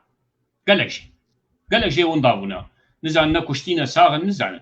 اتشو معاموية جمها بالك إخوة او جي بشتي دحظم شارع قولك كورك جمع هاتية قرتن عسكرة هاتية بيدري او قرتنا وامتكنو ناكن اهلي بدرنا خمقو كان هذه بدمه بأهلي براسي أجور بيشم يعني مرابو مداني منابي منظمة كي جم خوا بلكي صبري جينجو تيت ولاتي ما بلكي حسامت كيجي كي خذي حسامت كيجي أزي اعترافك كيجي بكم يعني جبر ما أوجي إشاعة يعني هاتا قرتن مرابو مبنابي منظمة كحقوق الإنسان منابكي وهمي يعني متشكر إنه أفكسي عسكر هاتية إجازة ومخابرات السوري برنا نبي فلان كسج عمودية هالو يا ما مستصدي جيجو كشان محكمة استجواب وورده انه اف شغلتها تبلا كريا او خلت بشتي خلينا ندحفتيا سيحفتيا هاتا بردان او عسكر رورا راغهاندني قوينة جلكي وقتا قو ام كاربن بكار بينا راغهاندنا قو تشتا بشري او نراغهاندنا او تكاري بيجي داهول وزرنا آغايا نزيد الترياني راغهاندنا رخنا بكي ياغو سلطاتا احزابا دفرع رخنا بكي او راغهاندن او بوظيفة خوي رئيسي دراري يعني جبر وظيفة سركا يا راغهاندني تشيا شاشيتيا ديار بكي تعدا قول ملتي مثلا خدمات جملة رناين قدمان دن دعوة ويبكي قرأك أولو بي راغهاندن نيا شبكاري وقتام شبكاتا دورا منما يعني وكاقو قصوري عفو بن أو مطربي بري تشونا ودي آغا وجوار الكمانشي تخستن ووصفي آغا ددان إيرو راغهاندن طبعا الجمع نظرياتي راغهاندن يهبون كابطاها زاني تيجي بيجي راغهاندن خديا وعثمان زاني عثمان علي زاني تيجي 4 نظريات هبو نظريات ايديولوجي هبو يا شيوعي وتديد مدح سلطات را ودفاع دبر تديد شيوعي يعني دكتاتوري انتيمي دكتاتوري بشكل عام بس او خويا شيوعي بو بيهتر يعني تم مدحها تديد نظامي يعني راغهاندن راغهاندنا تاليا تشيبويا تيجي يا اجتماعية هنا قيود إيرانية يا حرهبو يا بكري قوانين الدنيا تبيدة تديد نهاد أوروبا دول أمريكا دا يا صحفي تديد حصانة السرحية شنابي بيقرت دنيا تبيدة وشنابي تجيب برسي مصدرية التشيا مصدرية التشكوء بمعلومة هانية شنابي معلومة تانية تكاري تحقيق بيه دراستيا وظيفة سلطاتها تشيا مثلا طبعا سوندك جمعها نها وقتها حتى صد صفحه خوي فيسبوك از معلومات بلدكم از دردخم از مسؤول بر معلومه خدا يعني هجر منظمات الدول محاسبه منك ومنظمه ما از منتميه منظمات كما تديت وك نقابك كرديه او محاسبه كما تاب معلومه ضروا بلاك نراست باكات تقدر نكر نراست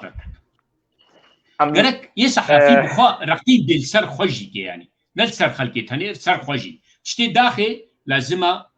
جي واثق به مؤكد به يعني كرم كاشري سپاس ام روزنامه‌وان لاوند ام سپاسیاتت کن براسی بخشکات دولمندا قالك خالد بخشکات ده هنا براسی تتخوازي شیروب که وقت زانه گو خلکاما جدبه شاته بشی کمین هدیری داویته وقت زانه کسایته که المدبه میوان چاسته دبید آستا پزشکیه دبه ورزشوانیه دبه هلبستوانیه دبه نویسکار به لکولینر به چه کسایته المدبه میوان نشکبینک جیر های کسایته که ره حوالی وی جیانه حوالی وی زاروکیه یا حوالی وی خوندنه یا حوالی وی آستا کاردا لید به میوان وقت نشکبینه که ما کسایته کشتره آماده کریا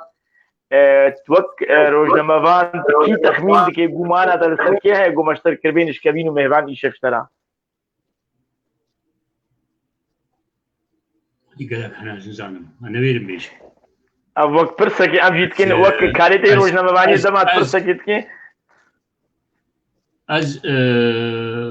يعني شكام اظن تدي يبيت هاري اسكارن بيجم يبيشي وبراكي عزيز يعني تربسبيه يعني تم عصام يعني براكي عزيزه يعني براستي وازوي 24 ساعه بهدورهون بري ويت زاروكتيا خدا ازو ياسيني سيتحسوا قلكي بهدورهون يعني قلكي والقام شلو خوتك هيا ريجستابي مجيره هنا كاك فنر ازوي يعني انبوبونه توأم دائري ده يعني هفجيويه هف يعني حتى اجازه ما بهدوره بون ما بهدوره جزلك داني يعني حتى رئيسي دائري وقتها ما جزلك داني امشون مجم تختور اني ام بهدوره درباس هون بجزلك باكره ما قلت شبلا يا اخي يعني حتى هون بهدوره كورجي من ما قواري سوري عفوا بيجي تماشاوان و شوپینرین هیجا کسایت مالباتا می تربسپیه کسایت حیاوی کی دیمت شوپین کسایت نو تبلی وشانی بون اما همیا برزداری سلاب کن براستی روزنامه‌وان لاوند یکمی کس گونشکوینا خو براستی هلبجارت و کاری بوینشکوینا خو ناب که شفیع لیبورین است خوازم دای خناف بری وینا که بری ما مستلوان دیا خو چیکانی از لیبورین خانم خناف خوازم براستی روزنامه‌وان لاوند دویمین کسا گونشکوینا خود هلبجاره و کاری به وکا لزبونا بويري وقت بعربي بيجي سبق الحدث وكاري بويلش نشكبينا خو تخمينا يقومانا يجي خود ابو ام خيراتنا ميواني تدكن غير آماده بي آزاد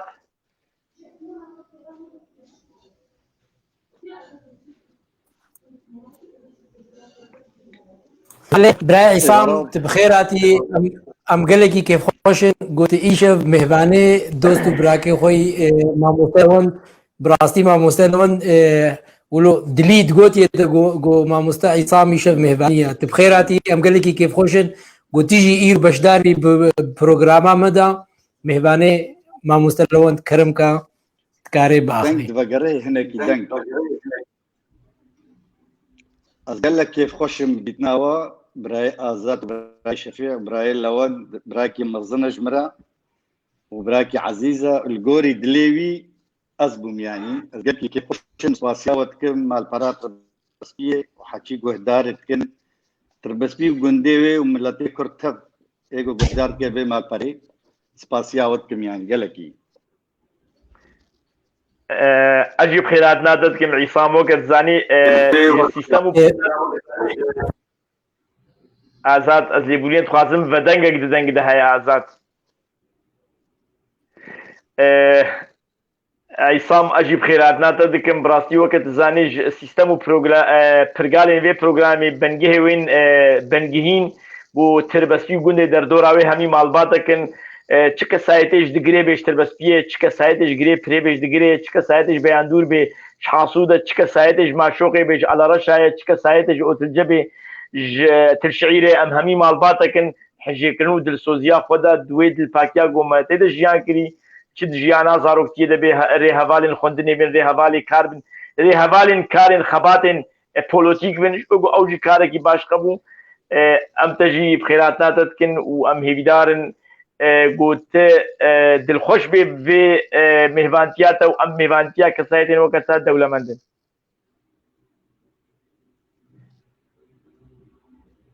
Ez bawerim deng jem îsam sekinî azad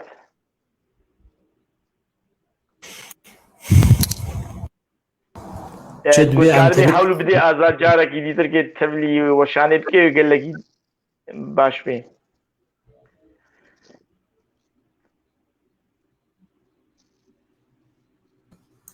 جمع عصام انترنت لاوازه azad carê têkildariyê pêre bike عصام دنگê mekê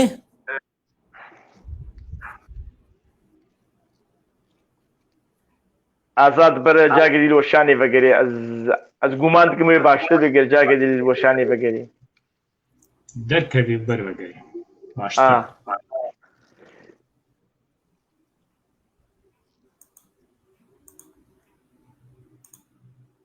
شۆپینەرên hêja em lêborînê ji dixwazin rastî xuyaya em guman dikin got pirsgirêkekî înternetê li cem îsam heya wê azad hewl dê bi rastî azad kedeke bê hempatiyê bi rastî azad îro demjimêr çarê berê sibê çû kar saet 5 vegeriya karekî wî taybet hebû ji ber wilo me xelek jî îro yek demjimêrê me براستی آزاد کدک پیروست که براستی به آزاد شفیع نکاری گاوا که بابجی وقت چاوا اب پروگرام نافدار انتربسپی به واقع زین وی زیرین به آماده بونا و به تبینی و پیشنیاری و ام نکارن گاوا که بابجن جبرگو براستی ونن ونوی هزید نما ونن ونوی بخچه می گلاب و بهنا خوی خوش تکن براستی ون ما دولمند دکن ام همی مال باتکن ئەو ئامادەبووناوە ئەو نویسێنەوە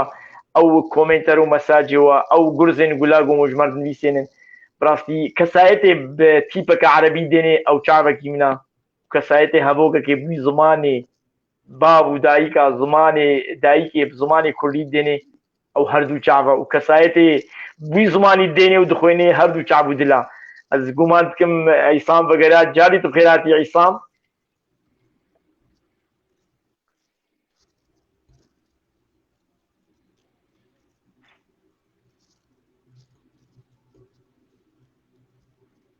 عیسام تو بخێراتی ئێ بارباش جاردی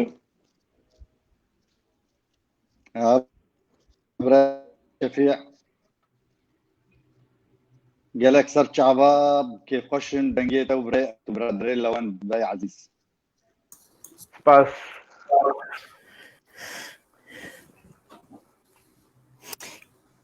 ئیسام ئەم دixwazin gotê wek hevalê mamoste li wend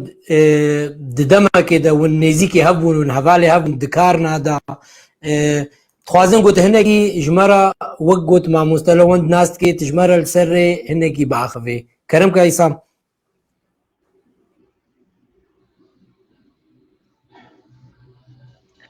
Xwedê birayê azad birayê şefî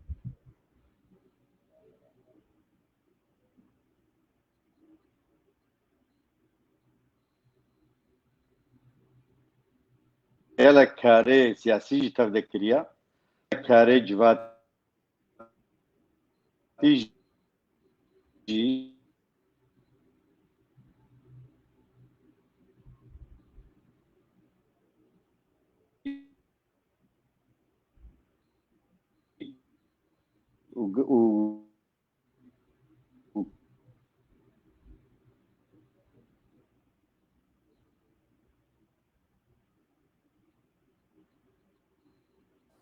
باوەرم ئەنتەرنێت گەلکی لاوازە ئێسام باشە دەنگ گەلکی لاوازە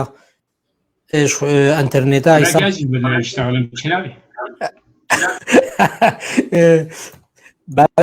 حتى جو از عصام ديسة تيكليا وقفها هف بيفينيجو تدرت في تلفزيوني قالوا هف بيفين توكسكي تورا روجنامواني كوري سوري يانجي وكسايتيان لوند حسين وكسكي لوند حسين بالتانية قدرت كبير وكلوان وكري خستن تورا روجنامواني كوري سوي تا علاقتي واج نريني من تنا هف بيدين نشحقي منا از بنادي توري بكن هاي بيديني قو مرت تين كرن سر آلابين راقهاندني نريني مني تايبتن وقت تايبت منديك الجمن هيا تايبت منديك الجمن هيا از تجاري وتجاري يعني كي جان ريخصنا كرديبي لسر آلابين راقهاندني يا عربي الشري كرداناك أبدا شغا أزوار مختلف من كيبي الفي قبولناكم سرخو جبر نها يعني واقع حقيقتك هي روجناموان ندوي راستيه ببيجي يعني نها ام بيج النبيج نسر عرضا سوري بالتباعي وقتا ام لي ميزينن دبري هري آرام يا هري بن بيكرن تيدا كيمن دبري كردينا دبري دي مجازر تيدا تعفرين دا سريكاني دا دقريسبي دا لجم رجيمي بومباو وكشتن ومجازر لحمو دبرا هريمي كردي او تشتنين دبري قو ريبابريا خسر تيدا تستلات دارا او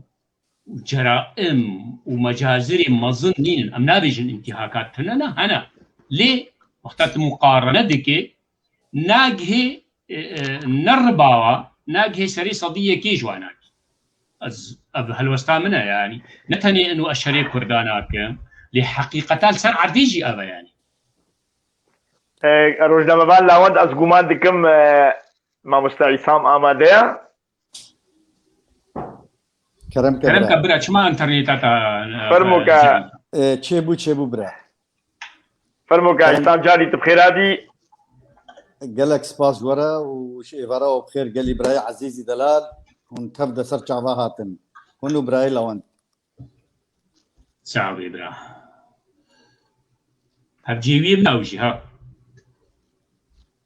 ما قال لك روجي خو باورا درباس كرنا آزاد از تخمين دكم دنگ جمتا قرتيا آزاد از بوريني شفوازم وآزاد اشتغلي ودنگ قرتي دنگي آزاد ناي دنگي تناي آزاد مايكاتا قرتي آزاد مايكي بكا أري دنگتي هالو دنگ ها خوش هات كرم كبراي سام برسك اشتكر مقو تي وك حوالي ما مستلون دقلك كارادا دقلك درادا ام توازن قلت هنكي اجمره بحسا ما مستلون شو بابا قريد دا وهنكي اجمره سر جيانا ما مستاب جنيزيكاي تبقى اخوي خدي قالي برا قال لكم بخير هاتن ومال براتر بس بيجي كي مال بركه خوشه قال لك تشتي كيفن ونوتي نبي راما ما حدود بينن حوالي لوند حوالي كي هي جاي دلال بو وقت برادرك يجمره بو وقت مال باطيجي كي برادر بو وقت حوالتيا سياسي كي وقت حوالتيا جوات كيجي كي ام حوال بون فورا تجاري بي هفدو ما تشتك نذكر ما حدود كاملان كاري خوي سياسي ده كاري خوي جواكي ده اي روجنافا ده رو نبو مو حوالي لوند ما دانستاندن فورا نذكرن تربس بيه يعني شكار هبانا ما بيه هفدو نذكر حوالي لوند حوالي كي جريء بو ولاد باريس بو حج ملتي خدكر حج جندي خدكر حج حوالي خدكر مالاي فكري بو مال باطاوي يا خالي علي مال باطا كش بري وش بري مجيكي مال بركري بو ولاد باريس بو حتى دما امجي تشونوي مالي مجوات وكاري خوي سياسي لو مالي تكر ما خديت امجوي مالينا يعني جمالا كردابو يعني براستيجي يعني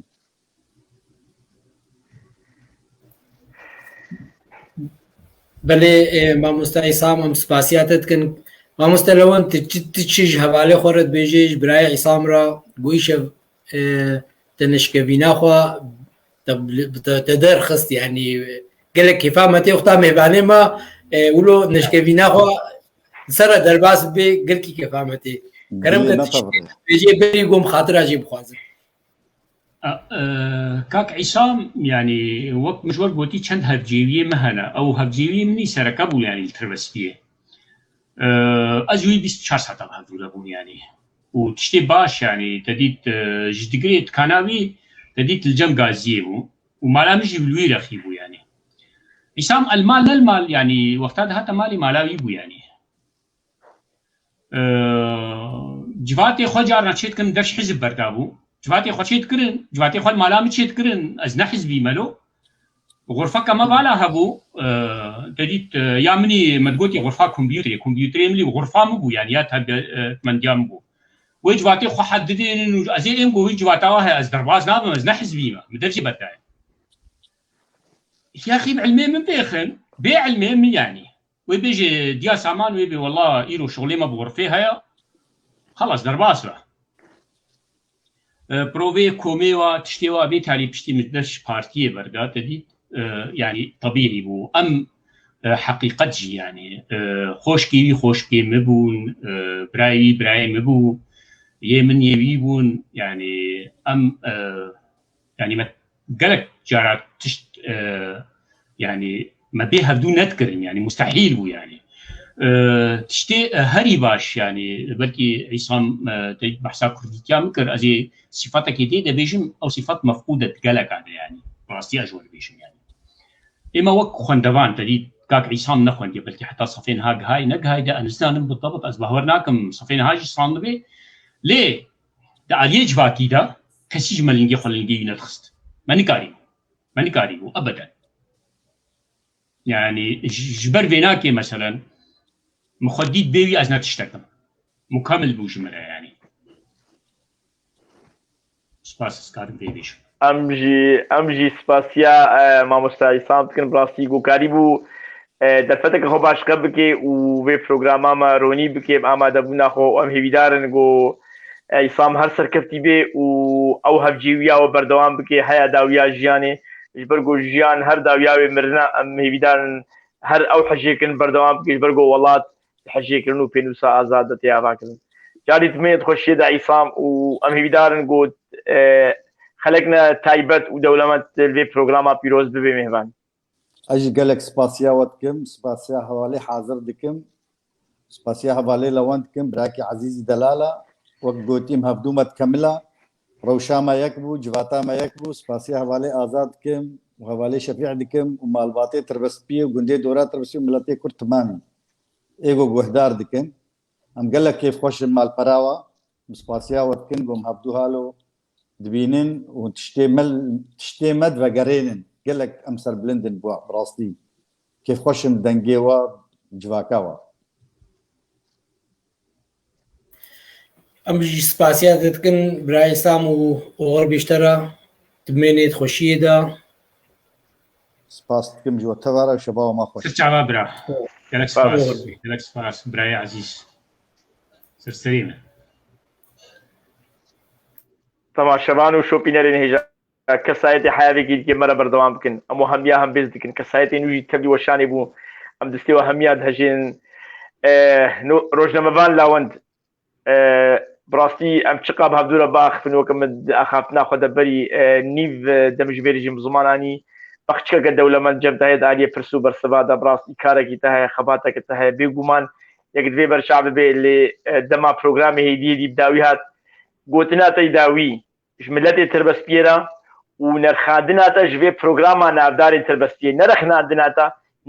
نرخادناتا جوي بروغراما نافدار تربسبيه ونامه وبياما تيداوي جملتي تربسبيرا دزسبيك إذا أستخدم بري خو بدون ما تربسبيه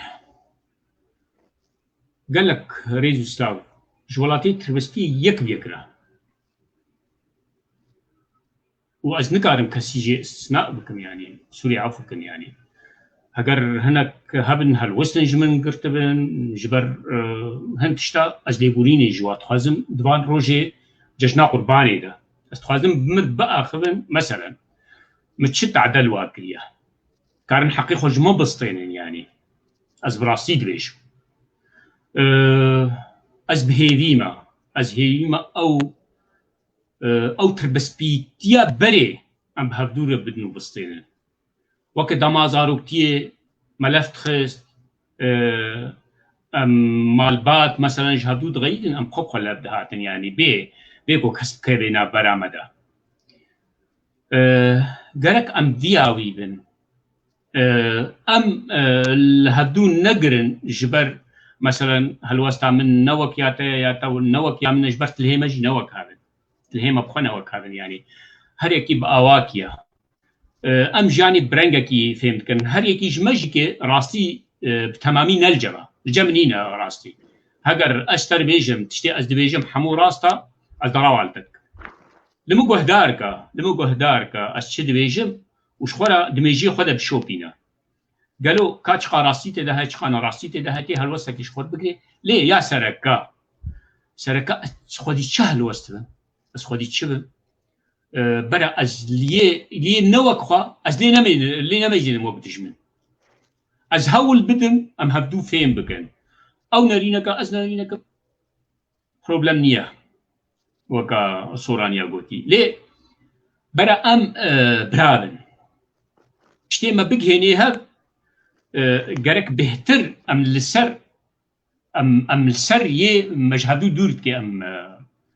ئەم واناکێ بهتر لە پێشی دەینن ینی ئەر تشتێکی گەلکی مهمە وەک بەرنامە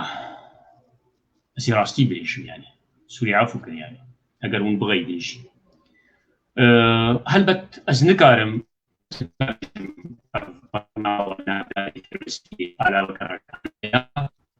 ليه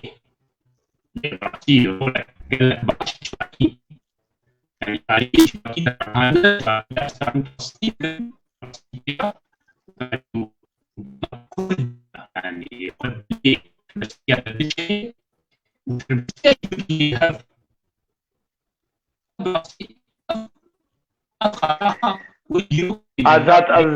ئەس تەخمین دەکەم دەنگی جەم ڕۆژنامەبان لاوەند لاوازە بێژم ئینتەرنێتش ژەمێ چوو ئەت بێژم ژبەر لۆ دەنگێ ویناگی تێ برین جارجارنا دەنگی ژەم تێ برین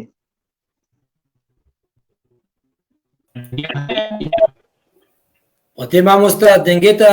قوتبێ ئەنتەرنێت خویایە نەباشت جەمتە دیسە ئەنتەرنێت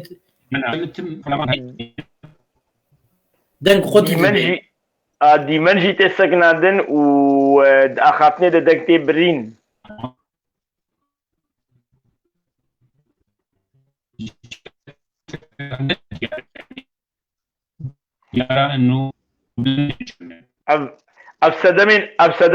ئەفسەدەمێن شاپوو لە هیەن فوبرتا سەدەمێن وێ ناترێت هاتە برین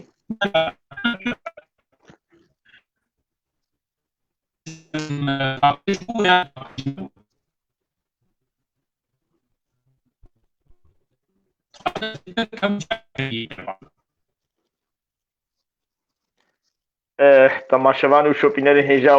وە شۆپاند و تەماشە کرد ڕاستی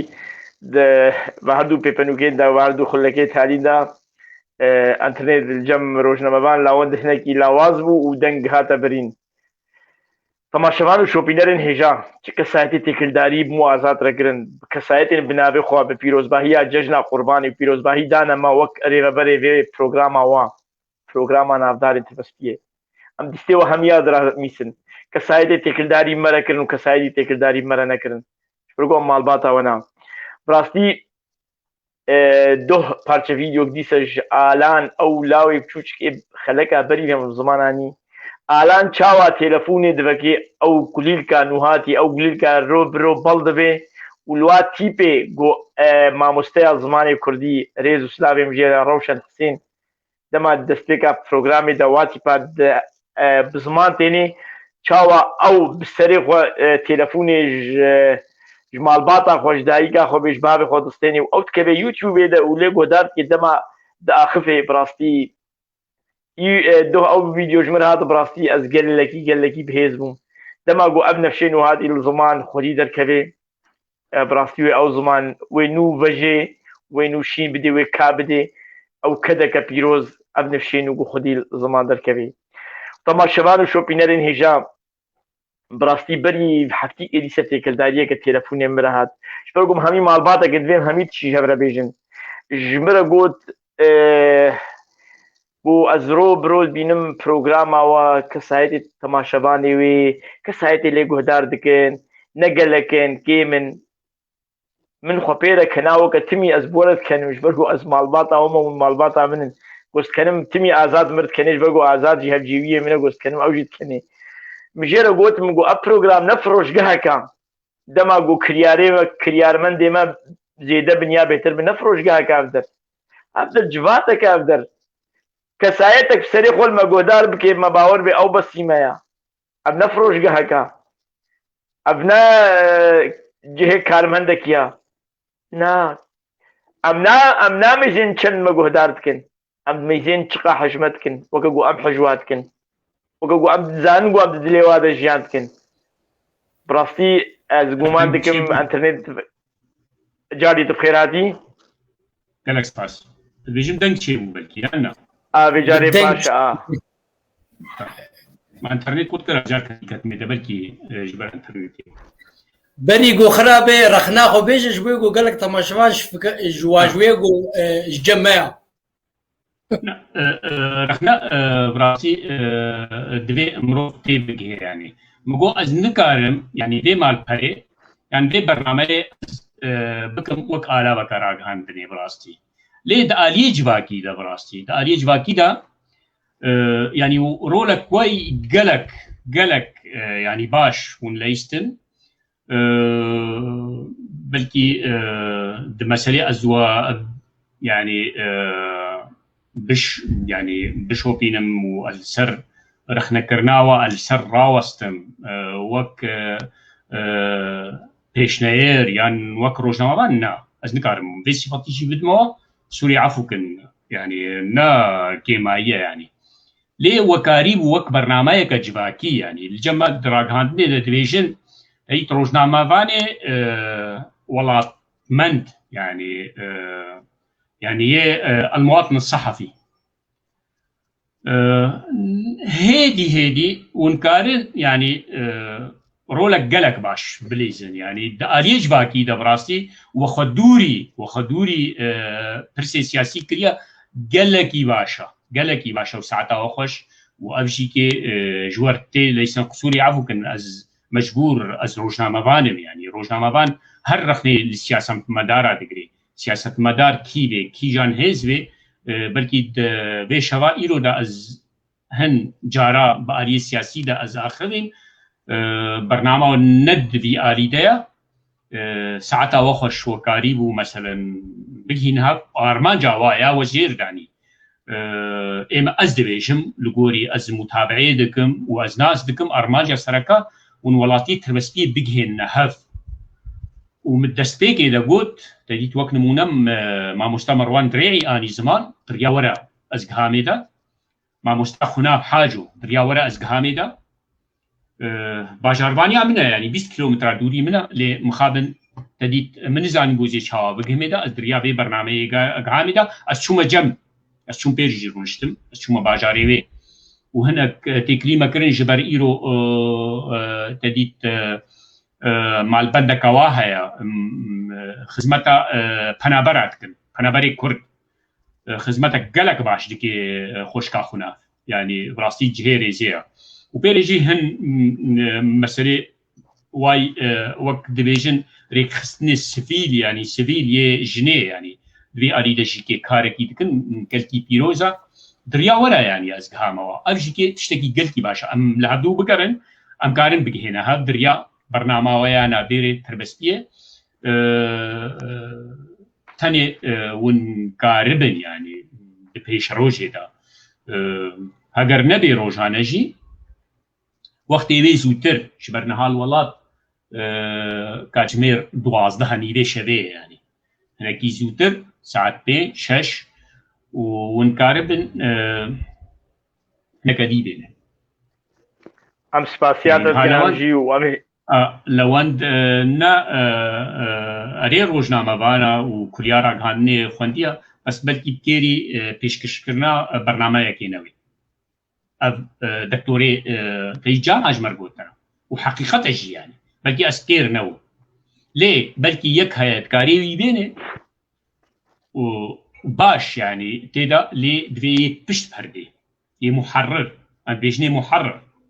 يمحرر شيرات عليه بكي ومحرر الجموانين مخابن أفجي كي رخنا كلوا محررين والجمخا تريدون تشتات بيجن قرقا محرج جمو هذه يكي بسبور يعني متابع به وقاربه قريب برنامجك بتشوشكا اللي بحزارة هاجر نها ذي شبه صديد لي جهدار كر لويج هي 4,000 و 5,000 و 10,000 وي برنامج جديد جبر في دوي خبيش بخن يعني ازهيريتكم طبعا وهي يام دوده هاي يعني براسي ازبيشم يعني وبري مشكاك ازاد رغوت يعني دوي هنا جوج بش بردي بمقوت ازاد اريد مسألة تقنيدة تتشغلي وتتعبي حرشتي برا يعني بري كيريكي مقو ام كرد بروبلكا ما هيا ام دين دا السياسة دا دراغهان دني دا هر يك جماخو حرتش دبيني سياسة مدار طبعا اما وك روجامافان يعني بروبلك يا زيد ايش سوري عفوا المدريجي كر بودرنگ و يعني براستي قال كي دريج دو جاميرا ما وقته قال لك خوار ام ليبورين جواجي تخوازن باشا وقت کرم کری روجا پیشی ده مگوتیا کسی گو بخواست به آریکاری پروگرام به ابو 1000 جارم کرم کن میدان فکری جر کسی رأی گو بخواست آریکار به کسی دسته کسی نگردیا اب قواتا ما هم جوی به نزانه وساعات خوش شباب ام قال لك كيف ازير حكي سلبي قلتنا تلتكم وازيد شم حكي تقرا توقع حزبيات بيجي بميدان فكريه وكرم نولو يا مسألة نولو يا خصو يعبو كل شباب خوش بيز شابي يعني تربسكي يك بيكرا واستمر ويغو سخيف كريمه يا سجع اور سجع بين بالي تماشاوان و شوپینر هجا ام جاری لبورنی جو تخوازن براستی متلوکا کردی هیا تجامع و خودبینی نینی که ولی خودهید و نبینه ما مستلاوان روزنامه‌وان کرد رخنک براستی رخناوی ام برزداری هم بیزد کن لی ام جمعه برسوا رخناوی بدن تماشاوان و شوپینر هجا کسایت کی دمال پروگراما نافدار انتربسپی دبی مهوان زاني بيتشخا ازو ازات اصلا دكشين باور بكن تشاوا ونحجمت كن بوي بيلو باوريا ودايما ابناب ناكن كسايتك الفي بروجراما نافدار انتربس بي بو ميفان سالفغرا كوچا داويا بابي بو نزاني بو بابي كجاروجي شو كوچا داوي كري چوبر لوبانيا خودي جمو ازات دغو تكلداريا تربس بي بكن كا بابيم كنجي مريا تماشاوان و شوپينرن هجا هنه كورتجيانا خوشمر دشينن مخابن اصلا خوندني بلندنا نزان كورتجيانا خب عربي بنفيسين بزمان عربي دما ازورد جيرين ما كردي تش ازبم تش ما مستعد الحكيم بي تش ما مستي ونفيسكاري كرد جمال يرغلي بي تش قشكا هيجا جيان بي تخادكشين باوريا بي كسايتك المبو ميفان كسايتك ينادار تربس بيدا ما كورتجيانا خو بشينا دانيا تربس بي فلان سال تشي بوما فلان مدرسه خونديا وازبوما فلان تشت ابا كورتجيانا تا نأفا ازو ازات ام قال لك يدوستن تماشاوان و شوپينر نجا براسي ادخلك ددم جميرا كسايتك المدبي ميفان و دبي بيلوان دا اخاتني دا ام قال لك ام براسي ازات دم جمير چاري بري صبي بشيارا شفيع دم جمير 4 و 10 دقيقه بري صبي بشيارا شبرغو ام كاد كن ام تخبتن بخدي مش ازات ريدا بري نهكم 5 بيبنوكا ازات بري بوغوتم غود دقه الماليما آزاد نولو بقربانا دراكي خما تماشاوان و شوپينرين هجا ام مالباتا وانا براستي ام ناكنا بيلوان لسركسي وكم عربي مناكنا منت ام نبيلوان ديا اب اركاكي هاري بتوشكم غوفند بكسكي غوفند ناي گراندن غوفند دفي غوفند که هجا بتات كاربي غوفند بري ببن ام بيدان غوم همي غوفند خوش بري ببن ام سپاسيا روزنامه‌وان كرد لاوند حسين كن تماشاوان و شوپينرين هجا وكون دزان بروجراما و بروجراما دولمند جدي بشاتي بشي كمين كسايتك جياني ام هيدار ونهم اوجي جياني تم ثمنك دري جيان بكي وهروا كسايتك شوبر لوبانيا خودي امي بيتين كسايتك شوبر لوبانيا خودي يرو كسايتك نافدار انتربسبيه اوجي ابي نمر بحري حاجي شيخ موسى ئەم هێویدارن بۆ ئەم کار بن مافێوی نافداریە بدنێدا و ساڵڤەگەراوی کۆچاداوی ئەم ببیر بینن ئازاد ئەستێمە جەمتە زێبورینە دخوازم سپاس ئەمێ بخێراتنا میێوانێ خۆکن وەک کەسایەتیە گۆلسەر ڕەحمەتیە خالێمە بەحری بشتاڵێ نیڤسکار و هەلبەستبان تەنگەزار مارینی مامۆستا تەنگەزار مەگەلێکی تعدەل وەکرد لێ ئەم چ بکن ئەv ینی ژوولۆ پێدە نەما مەڕەچێت بێزانێ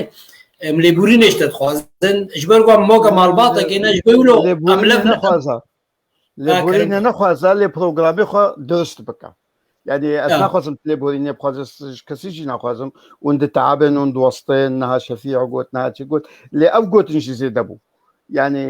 وەختا کو یەک کارێکی بکێ پێدوینی نەیەک بێژێ ئەس دۆستم شەفیع تو برازیمنی نه ئەس ناخوازم تو بەرسەوێ بدێ قوربان ئەم بەرسەوێ نەبێ ژمافێ منەش بەرگ و کەسایەتێکی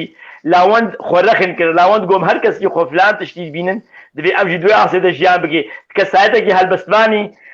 هەلبەست حەژێکردن و دژمناتیدا ئەو هەلبەست بداوی نابێ و هەر بژیت خۆشێتە دگۆت نادە هەلبەست هەلبەست دگۆت نادە چێ نابێ بیەکێ چێت بێ ئەو نەریناتە ئەزرێزیل نەریناتە دەگرم هەروەها میێوانێمێک دووە وەک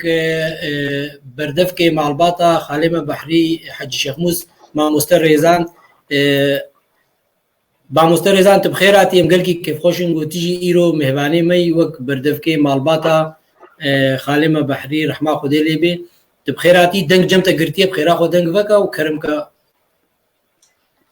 gelek spas cejnava tev de pîroz bê û ez gelek we spas dikim li ser got we xelekek veqetand ji bo rehmetiya bavê me û ne ji bo bavê me tenê ji bo her kesekî got îrol tirbespiyê dijîn û berê kedeka we heye keda we jî kê cihê spasiye germa û em hêvî dikin birastî ev keda we berdewam bibe û em jî ji aliyê xwe ve دەستخۆشیە وە دەکەن حتا داوی و چژمە وەری خواستنجی کێ ئەمێ ئاریکار بن ئەز سپاسیە گەرم بۆ کاک یان پسمامێمە تەنگەزار مارینیژی دەکەم یێگۆ ئەوژی خوا کرە مهێوان ینی ئەوێ باری ویژی گران کرد بۆ ئەوژی کرد سەر ژیانە ڕەحمەتیە باوێمە بە ئاخوێ ئەز بخێر هاتناوە هەموا دەکەم مەجبەر ون مهێوانێ منن ون مالا منن ئەز گەلکیژی کێ خۆشم بدیتناوە تەفدا و براستی از ویکیلی که وکا گو از نهال تربسپیه ما و جمالا منا براستی از گل کیجی که یعنی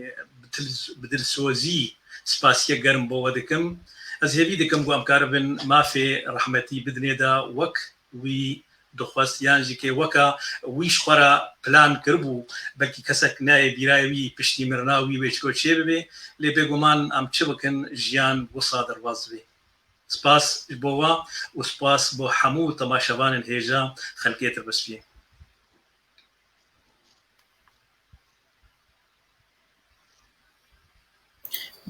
بەلێ ئەمژی سپاسیاتە دکرد مامۆستا ئەمێ کورتە ژیانە ڕەحمەتیە خالێمە بەحری حەجی شێخموس وەشێرن و دپۆیدا ئەمێ دەرفەتێ دنە مامۆستا تەنگەزار داسەر ژیانە ڕەحمەتی باخبێ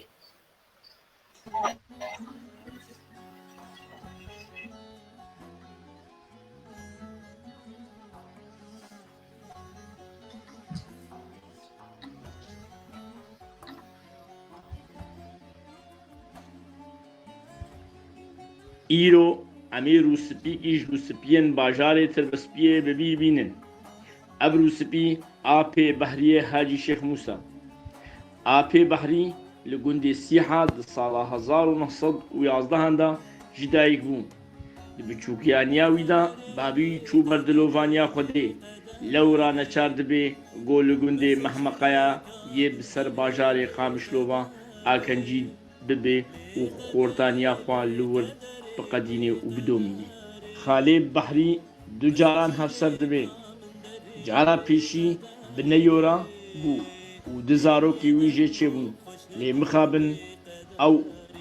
و هەردوو زارۆکی خۆ چوونە بەر دلۆڤانیا خودێ بسەدەما نەخۆشیە پشترا ئاپێ بەحری بە خەدیجا عەبدڕەحیمرا هەفسەر دبێ و گوندێ جرنێکی چەند ساڵان دمینێ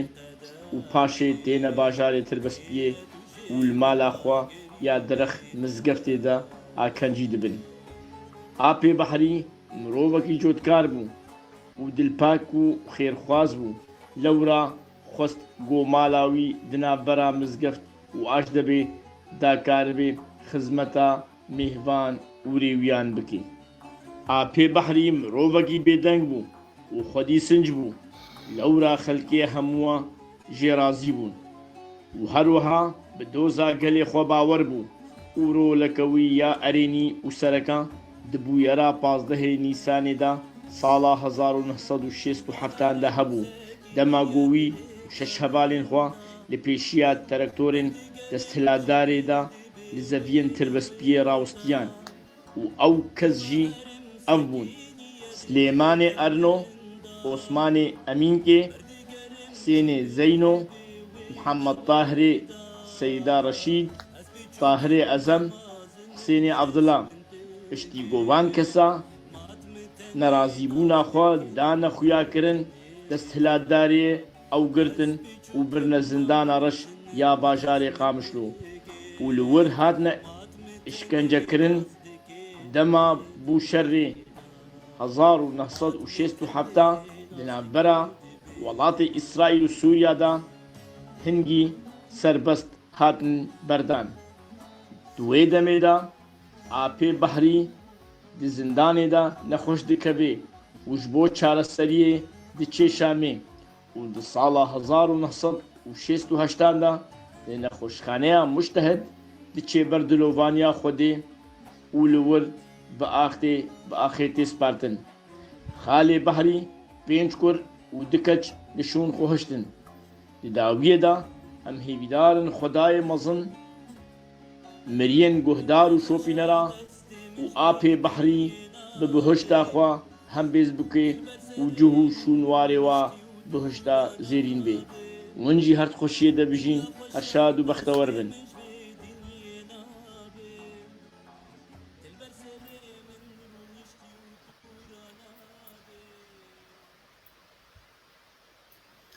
بله خدای مزن وی بدلوانیا خوشحال بکی و جیوی بهشت بی با مستتنگزار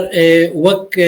کسی کی گلسر جیانا خالم رحمتی بحری گباخوی ایرو توی ام هیوینا گو تکرم که درفت بتریا لسر خالم بحری تشتی گو لسر زانبی باخوی وی گل کی باش بی کرم که خالی تنگزار پێشی ئەف دەم و هەمی دەمێوە باش بن دەستێوە ساغ بێ و خۆوەستاند و پرۆگرامەکی و ئەو پرۆگرامەوە بگشتی بە تەمامەتیژی بگشتی دەستێوە ساغ بێ بڵاستی و دۆستنش بەوەیەکێژی ئەس دەبێژم وەختا گوم گوت پێدوینینە و لێبوەرینێ بکن لێ پێدوی هەیە یەکخوا ڕێک و پێک بکێ وەختا ئەو مەبەستام ژێ ڕێک و پێک یعنی ڕێخستنە ژبەر ئەزدانم اون دەتابن و دۆستن ساتاوە خۆش بڕاستی نەها هەنێکی زۆرە بۆ من کو ئەس بەسا ئامەکی خۆ بکەم ینی ئامێ منە یەک بەسا ئامێ خۆ بکێ هەنێکی وێ نەخۆش بێ یەک یادە دواژی ساڵا 1960 دەماکو ئامێم بەحری وەفات کرد ینی بەری خالم وسف بە هەیڤەکێ بوو هەیڤەکێ بوو ئەس بەهۆڕ دەکەم وسفی حسۆ دوێ دەبێدا ئەژی نەگەلێکی مەزم بوو مە زامرێ من 9 ساڵ بوو هەنگی ینی 9 ساڵ بوو ینی تەنێ شتێک و تێبیرا من دوێ دێدا جارێ ئەم دەچوونە جەموە ئەو بخۆشی هاتە جەما مالێ و ئەو ئامێ من ساڵحژی گەلێکی دۆست بوون ژ بە بڕاستی من نەزانی بوو و نەبرای باڤێمەیەژی ینی نا ئامێ بەحریژی نا ئامێم ساڵحژی تڵ ئامێم ساڵحی حەجی قورآمی باویم بوو و ئەمێ بەحرێژی داهاتە قورآمی باوێمەوە لێمە گۆ بەلکی ئەو برای هەفت بەڕاستی من حتا دەمەکێژ من نزانی بوو بە تایبەتی هەنگی ژبەر چێ لێ ئەس دەکارم هەنێک تشتا بێنمە بیراخوا لە بیردانگا خۆ بکۆلم بخەپێرم سێ تشتێک گەلێکی سەرەکە لە باوی هەبوون يكجي بهن فرهياوي بهن فرهية كي عجيب لسرهبو يعني وقتاكو بحث ذكر انت بيرام ديامواجي بحث ذكر وياكو ناس ذكر نياكو فيدا ويجنا بشتي ولو تشيبو قالك يكي ديل سر اخفت بانا كوي باشترش من ناس كيش بالمظنبو او كجي قرآما كيمايا اللي وقتاكو جمالهاتا قلت ناس بحث بكم اجي من برسي ازي تشلو يعني ازي تشوا بحثا كسكي بكم كو ازقلكي ويناس ناكم علي امي منا علي اشتربس بيها ليه تو بكيت نكجي واجي يعني والفامن بالدانامن او نسل فا كسايتين ديروكي يعني اجي بقشتي نسل ديروكي اگر كود ادبياتي دبي از دكارم بكل من الجسر هالبستك مسير صلاة أسخة بالتيمة لسر كسكي بلاستي من كاركي ولو نكري يعني أوجي بو من هناك بالمانيت بها القوس فوضون يعني وكو تحديك بالتايبة يجي أو كاس وكم قلت أو خصلتك قلكي لبيرامنا كو بهن فرح بو ياد دواجي تشتكي قلكي هجاهبو كسكي دتربس بيه دبر ببيجن كو روجكي دنجي في جاميري كرنا لسريكي آخفت به أم كردن قندينا قندواريا لسريكي آخفت به تعديك ليكي كربي يانجي هشت بيكو خبرك ندريدا جوي قهابي كسكي دي كسكي نبيستيا من نهدها كابرسيمو قوون هناك بعمل مصدج منا يعني وتشتك بيستيا روجكي كو أو بهناك على بفتشو بي كو نعم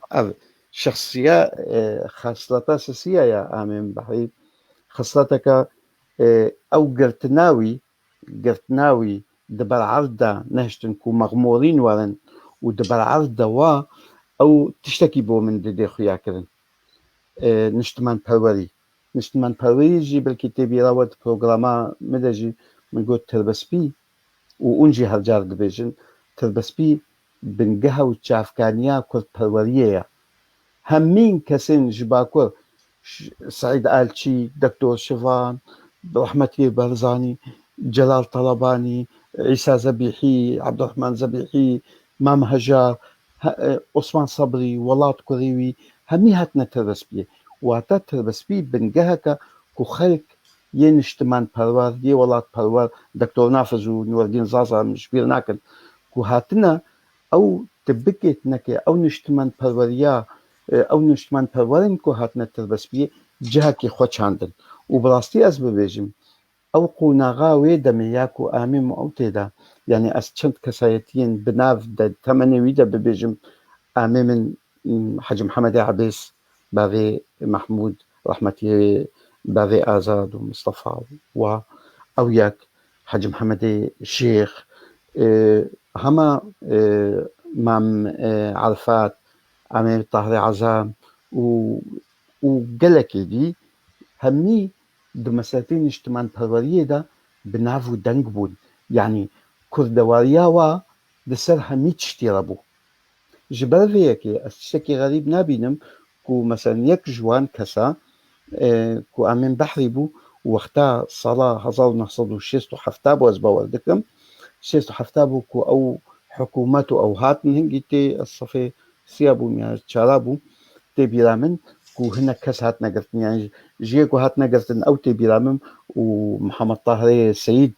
ما تقوتي تي بيرامو امي طاهري عزم تي بيرامن اويدي براسي او نافي وقوت الندها تبيرام لي نها وقوت نو او اني نبيرام او هنجي باخد رحمتي خالم عثمان جبافي سليم بافي رحمتي شوانوا او شتي بيرام جبال خالتي كامن بيراكاوي بو هم نيزيك يهبون هم جعلي ديفا هم جعلي بافجي ددي خويا كرنكو تربسبي چقاسي جگردار بو چقاسي بهيز بو وچقاسي دا آلين اجتماع پروریه دا نتنه بدفت قوت لوند بحثا رحمتي آميم عليك بافيوي براستيجي او وعلو بافي حواس بافي سيامندو جوانوا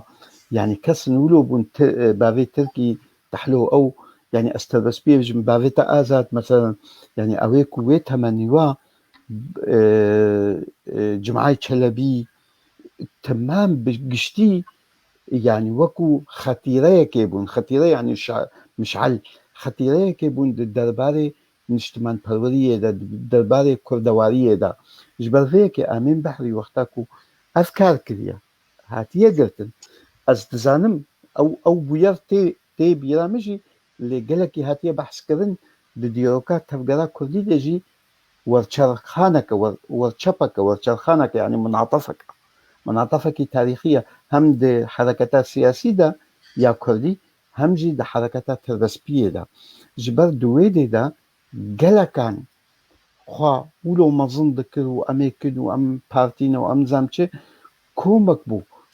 تربسبية وقتاكو هاتن فالله بون يعني سرياني بون أرمني بون كردي مايك مسلمان بون يدي بون قالكا جو أم صبا أمي دركفن ناهي تراكتور ورن اللي داوي حفت هنيمان أو حفت كو أمي من بحري يك جوابو أفتي خياكرن كو يجان فدا تم براسلي دي تربسبية دا هبون ودان وتب برهمي واد بيني يعني برهمي وقتا تبيرا من دوي بروغرام دا مگو أم برماي وان كسين بري خنا أم جبر خو جنشكي ودر نكتنا نا كسك جنشكي ودر ناكي كس خوب خوتشي ناكي أم بهنك أنا أجر أو فكر أو نيزيكبون أو نبانا ندهت تبيرا من أمين بحري يعني أزو رحم أزنزان أزهيفي دارم كو محي الدين صاغبي أزوي هذالي هذي كمان أجريزان مصدرم وقتاكو أم دتشو نويدي تبيرا تقولا ميزن هيش خوند ناخو هبنها يعني ولو بدنجكي هيدي تشيبو هيش خوند ناخو هبن تم بحثا خوند نت وقتها هاتا جمجي تبيرا من جمالة تقوت يعني وجي زاروكي آمن والا بحثا خوندني يتكر يعني بلكي أو درفت أو دليفا بوا بيدا نبوبو لي وادخص ونشاناوي كيجي فاريزانا وحدة دينا وزاروكي خوندغان دركتن هناك شانسي وهابو نبو خوندغان دركتن هناك جي نجي هاتي بون وكو شيخ موس نجي هاتي بون متى سيدة بري دجي أو بري مبولي أم بري ويجلكي يدي تشكل لنشرت أجبر روش ومرج يه حياتي جي جياني جي دوي دمي دنها ساني بون بلنغازيها بو فقيريها بو تعداريها بو بندستيها بو يعني بندستيها دو دقاتها بو يك بندستيها كحكومة يك بندستيها كفوضاليزم يجي يعني يا أغاتيه واجي أو جيها بو حتى درجة كي راسطة أم قدري هناك تشكاد قرند عليه نشتمان ترورية وهذا لد عليه جفاكي دا وقتاكو أم بحث بين قالك تشتدي أنا يعني عليه أزنابي عليه نيجاتيف عليه جو قالك شيء تربع نجولو أزولو ببيجم يعني فيرنجي في زماني أزي بآخر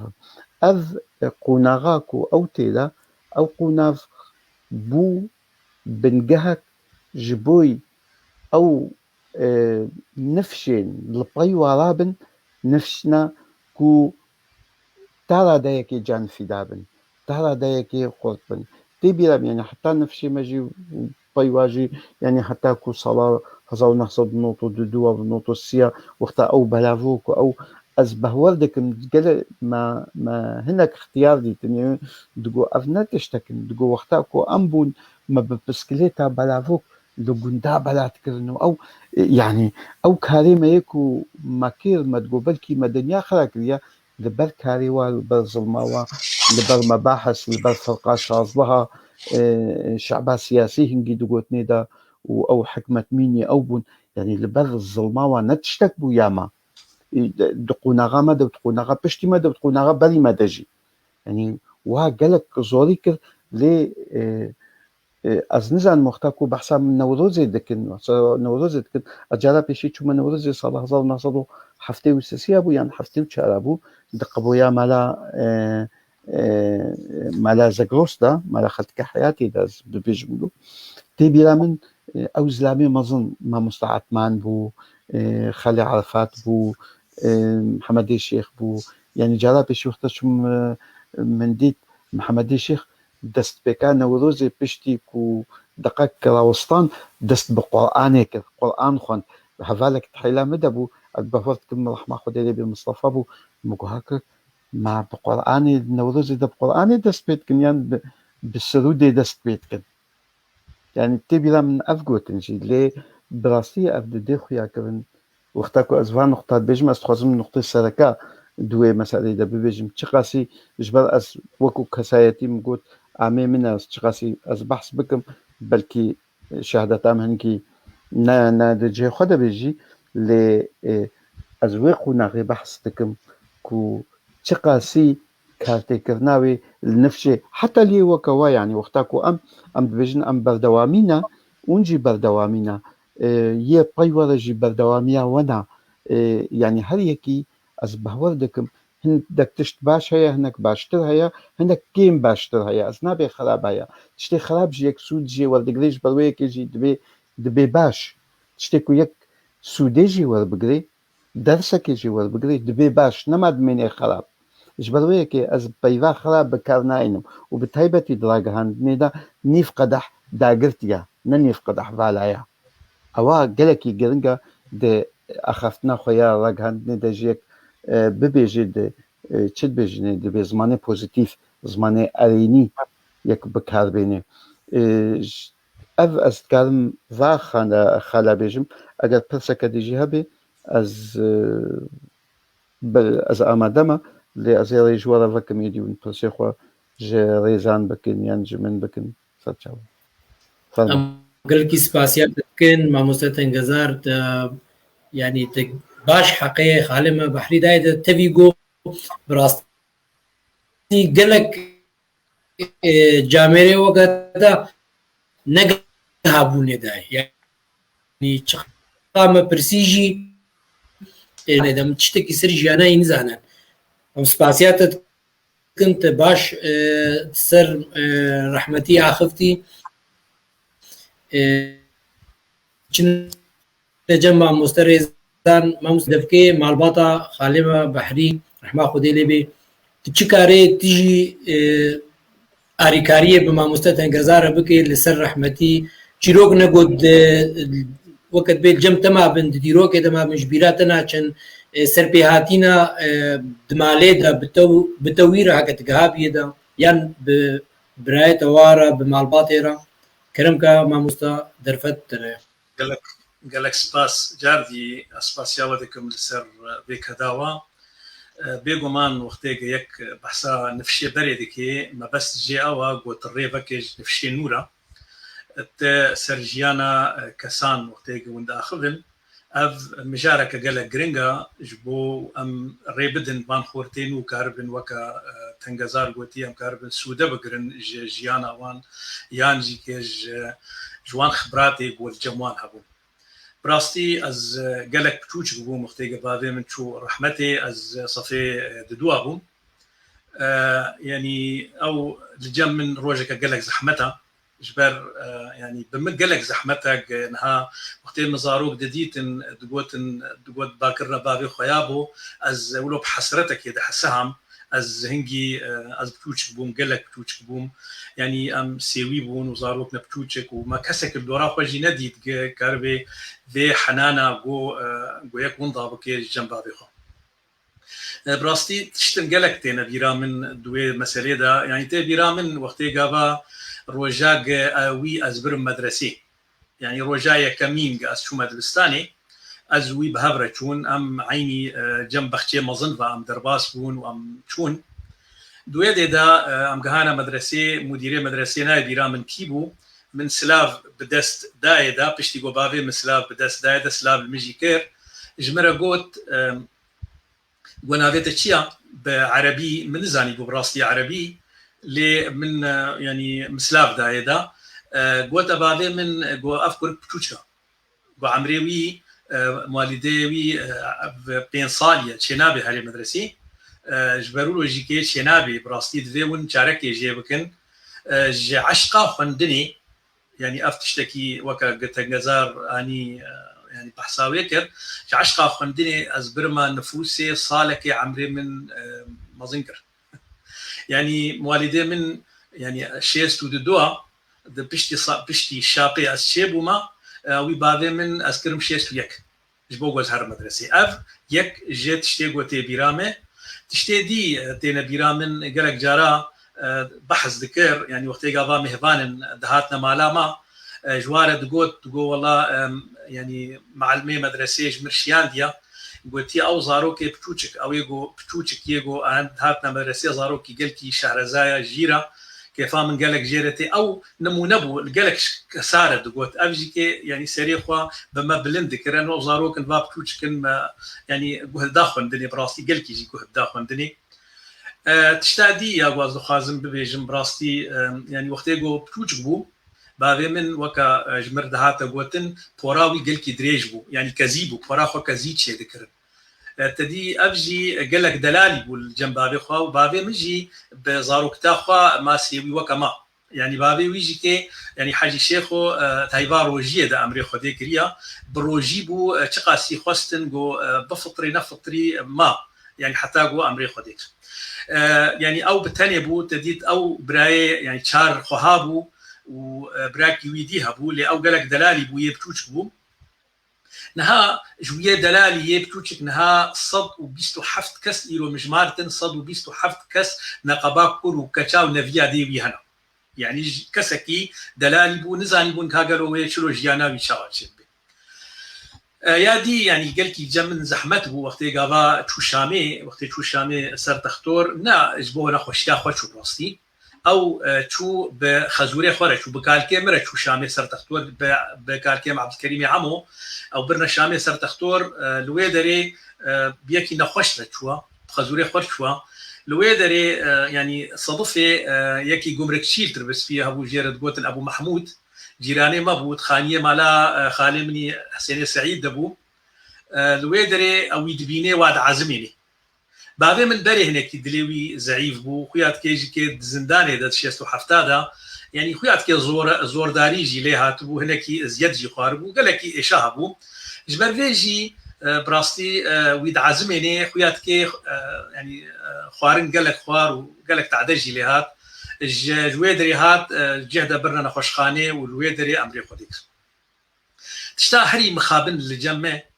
شلو يعني شلو الشامي هاتا بشارتم شمانا عين تربس فيه يعني تبلو تشتكي قلك زحمتها اللي جم منها اف قوتي قوتن از هندري خدا از قلك عاجز بن براستي تبلو يعني او مبرراتي قوتن نت مبرر ابدا يعني دوي روجاك امري خديكري الجمالا خالي من بدر الدين ايصال امري خديكر يعني عمري وينوتو يكسال بوب امري خديكر بكورونا رحمه خديلي برحمه خديل خلكي ما تبدبي يعني هنجي جي رحمتي جميع حاج وجيرون شتيبو هنا كدير ونشتيبون قوتن قوما عميتش يعني مبهرانا ليدن وحتى ببنة تربس فيها مواب هريوي يقو بيرنا امي دنا زاروكيوي بلكي تشيتربي قالوا اف بعقلي بو از نظام تدي تشتكى درباس واللي براستي لجمن قالك متيشيني ابنا يعني الشامي بشارتن حتى انها امزان ترباي الكودريا وافجيكي تشتكي قالكي زحمتها كسايتيك وك تديت رحمتي بابي من كسايتيك هاد نرمبو هاد بو قالكي يعني دل برحم بو جبرفي يعني تشتن ديت انا بيرامه وقتي قضا مالاوي هات تربس فيه بصلاه بينجو بينجادا مالا حاجو جيرا قوتن تركودري عرض خوازي امكار بدنتا حتى ديامو قوت جيرا قوتن تبخوازي هرا امي خانيكي لجم امي من نايفه خاش ودنا تتسوكي دبل يعني قونا والله قوي من ادخوازم از نيزيكي جاميه بم جبرقو اسكاربم يعني هناك مهفان هكا هناك ريبواري هاتن قو اسكاربم خزمتي جوارب اسكاربم براستي افتش ذكر بعد من قلقي دين داربو تبلو ولات باريس بو دين دارجي بو قال لك يجبروا لوجيكي تد ميزان مقاتبو المزقفتي مقاتبو ولا لاجي مقاتبو يعني يكي ريبواري باكاري وخزمات جيرا كربانا تشتا يعني مدخواست ازفيجي بيجي مدولات باريزيا ويدا يعني وقتي قضاء يعني بريار هات ستاندن بيك انينا او بروجي حزام العربي او تشكا ياغو بيك هات يا محمد طلب هلال وقت بروجي جيرداني تديد بريارك سياسي هات ستاندن يعني برخدان وريكرن دجي تركتوري مزارع الدوله والحموده فرنا التربسفيه ثاني اللي مخابن تربسفيه ثاني بو اف بريار سياسي بو براستي يعني بريار بارتي سياسي اصلا هنجي حزب شيوعي هبو بارتي هبو هنجي تشابي كرد هبو وان كر بريار نفذ عندن وبراستي جي كتنا بيشا تركتوري حكومتي ده ويعني كدقدان يعني مخابن يعني بردواميه نبردواميه ويك هدي دجي في بروجي هاي نجات برست ياغو هشتو اف بروجي بيكات ادخوازم تشتكي دي بيجم دفي مجاريدا يعني تديت يعني ام بافيما زومر يعني بربرساريا ما بو برايمي مظن وحده دين يعني سلافن قرم بو برايم تربسبيه وبرايم شيخ موزيكي وبرايم محي الدين يجو ازام حطانها جار نوساوي شيا خدي بكي اما يعني زوفا قريناف ما يعني براستي يعني نور الدين لمسا سلاف بو حمو مهوانا برايم ميجيكي دناف واندا وحده دين يعني قلكي زحمتيك شانت صفيها شتابو وقتيجو علم قهاما جو بافي وامري خديك يا كالكي من هات الشامي ام تول بيشاوي ما بحساب بافي وكر بافي ما تنبو بيرا ما جو كابافي ما جوين هاوري دركت يعني تقصد مهاش بكن براستي ليش مرا قوتن جو هربان وحده دين بكا جو وحده دين المدرسيه بافي ما مريا اسشوم مدرسه هنجي يعني خالمه عثمان بافي جمال المدرسه ودافي مدرسه واسوم جمع مجيرغو خالو والله هي خازم وحده دين بينم بافي مريا مدي دستيقد سرسري مربر وازدقريم يعني دستيقد سرسري مربر والله هي نوختي بو افقوت انت بيرامه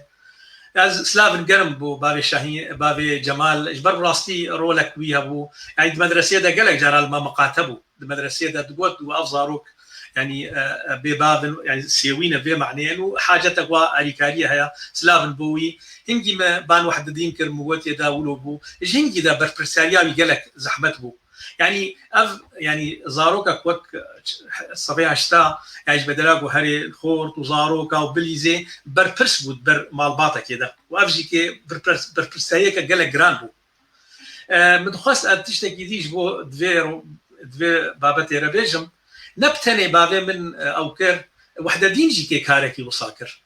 ده صلاح حفتيوس السياده صلاح حفتيوس السياده وقتي قبا بريار هات ستاندن يعني بيجا بيك انينا في بروجي محمد طلب هلال في نجات بارستيا محمد طلب هلال على اساس فاغوندي مغموريه بينن هنجي بارتيات شاب داخل يعني يقدر خص منشور يقدر خص نقرك سرانسري سوري بلاف بي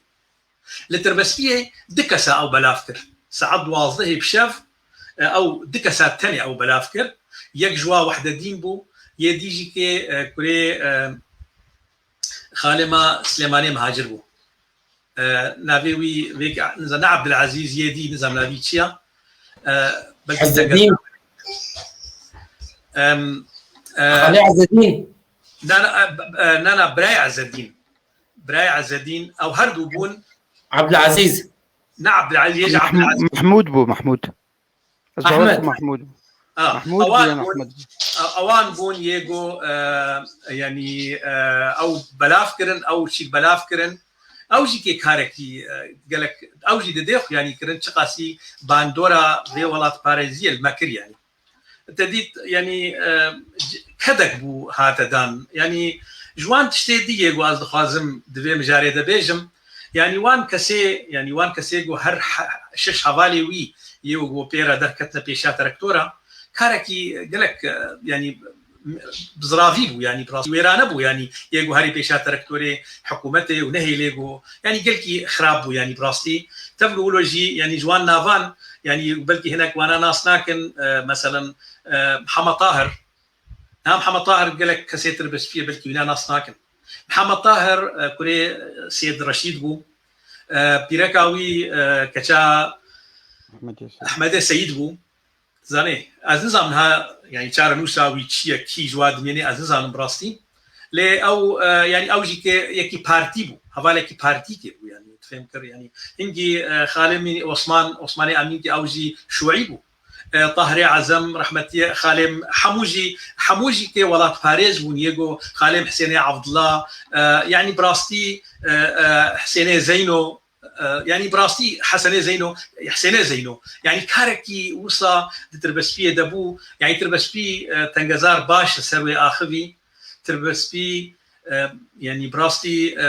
باجارك بتوچكا لي باجارك تيرا زنجينا بچاندا خو زنجينا بولا باريزيا خو زنجينا بقلك تشتي جو بنجهك بو جيدرا قلك نفيسكار وهالبستفان وسياسه مدارة تشتاق يعني يا داوية قو خازم ويبيجم يعني براستي بردوامية كاريوا بفي شكلها رحاتي كده دي محموكا قو ام بردوام بن دسخوشيش بوا قو انشقا سيكار بن سيرفي يعني سيرفي في تكتيكان في استراتيجيا قو نهاول سرد شغلن ويشقا سيكار بخدمتي بكي خلكي تربس فيه بتبايرة وسباس بوا gelekî spas bû te mamosta em divegere cem xalê tengezar mamosta tengezar gotina te ya dawî ji bo xalê ji bo mamosta rêzan ji bo me ji bo miletê Tirabespiyê kirimka zanî hal di destpêkê di dawiyê de jî ez hêviya serketinê bo we dixwazim bi rastî hûn teabin xwedwestênin çêk dikin lê ez hêvî dikim û wê westana xwe بهتر بكلك بكن بهتر فيدتي ذهبي أزوك برايكي مظن له في دبيجي مش هم تجربة جي هم جي أو مثلا د ميديا دا زي النقطة كي بيجم د ميديا دا يا هول دي بيجر قوتني خو أبدا بثانية حسيبكي بثانية حسيبكي كوجان قوتني كاري دوبارة بكي كوجان كاري دوبارة نكي أفبر جرنجن جبرويكي وكيل كار دي لوند وقتاكو بحثا چکرنا نو چه کو هادو 5W نهابویا 7W کو یک بزن به ایدی جیخوب گری اما یک جبر او پرگرنگا اگر پروگرامی و سرکتی بن و بردوامی بهتر هبه لی وقتا کو پروگرامی و نسر کتی بنو و او يعني یک بلکی ایدی گهدیر بینار کیم ببن از هیویدارم کو بیناری و هر زيادة ببن وزيادة ترببن وسركتني بود خازم ياد دوا أس كلكي سباس كم كوريزان أف بهوري دا كوري أميخو كو أزل سر أميخو بآخرون تبلو كو براستي من دخص يكي تشترج من ويناس بكي لسر بآخري لديسا جي جلك جارا نجرنجا كو يك جلكي كسايتية كي ناس بكي ليك عربي كسايتية كي وروشي شروع بكي وروش هم ريزان جي هم جي من الجور خوا ما كاريب وروشات تربسبية إجبر روشا قشتي أويا يا أتموسفيرا كي دا آفريني أويا يا كو مرجع كي تشيدكي أويا يا كو خباتك زيدتكي دستي ريزان جي خوش دستي وقلكي خوش هيفي دارم كو تربسبي بخير بسلامت بفقري وكوبري وخلكي بيجي تندرستي أوا باش بي جفي روشاخ كنا كتشيتر براستي يعني نتاني خلكي تربسي خلكي كرد بقشتي هجانا جيانكا باش ترجولوكو أمنها كيدا دجين ساعتا وخوش و أستجعبي وماشت خازم تشتكي ببيجم كاك أمي ورنا جم دخالو أم قلقي سباسيات أذكر ما مستتنجزار و أمي هول دين جو أو وكا بيجي أو شيرتي المكرن أم بكار بينن أم بجه بينن إن شاء الله دما بيش دا ما مسترزان تيجي تكاري قد ناخوي داويج ما حموك عربيجي ما مسترج بروغراميرا ملاتي تربسبير وشكسي جو إيشف تماشا كري كرم كا راستي يعني تديت از دوزالي بوريني ذكم يعني الكاك عز الدين براستي نابي عبد العزيز ويجو بوحد الدين ردركتيو يعني از براستي من فيك اللي كناب جبير كرتب من الجمخاني بساند ونهام ميزان تجي بتيت كاك عز الدين جيني بساند بسباسيه قرم بو كاك عز الدين دكم براستي تشتن هابون يعني تشتي هاري جرينج اللي جمع تشيا تشتي هاري جرينج يك كاربي يعني الملاتي اخوة نهاج از خلكيه تربسبيه ما جو از خلكيه تربسبيه ما مقاتب ازل خلكيه قامش ولا مقاتب بيكم يعني هريك دفيج مالا اخوة دسبي بكي مالا ما مالا تربسبيه واف ذكرنا في برنامج براستي زيجنا لك قال لك باشا يعني زيجنا لك باشا قو امشلو كارب الهفدو بجذن نبتني كاري سياسي الهفدو بجذن قال لك تشتنا قال لك جارا او مدقهيني هفدو يعني بلكي هريقو كاري في خزمتي بكي جاردي ونن جاردي افكاسي قو ايلو سيرفي برنامج هاردكن افيقو فيك هديددن قو تشتابي نا خلقية البسبية كاربن وان تيكليا ناف خلقية البسبية دا خورت بكن افقافا كبيوستا يعني از زانم تقاسي زحمتي البيشياوانا از قلق جارا ازو ازاد بابرا داخفن هي فرصة شي نبوة بلكي ازو كاك شفيع بابرا باخفن لي ازو ازاد قلق جارا بابرا داخفن يعني براستي از قلق جارا يعني از زي التليفوناي بخم بلكي بشتي روكل متذكريني اصلا نبتقاسي باري بيقرانا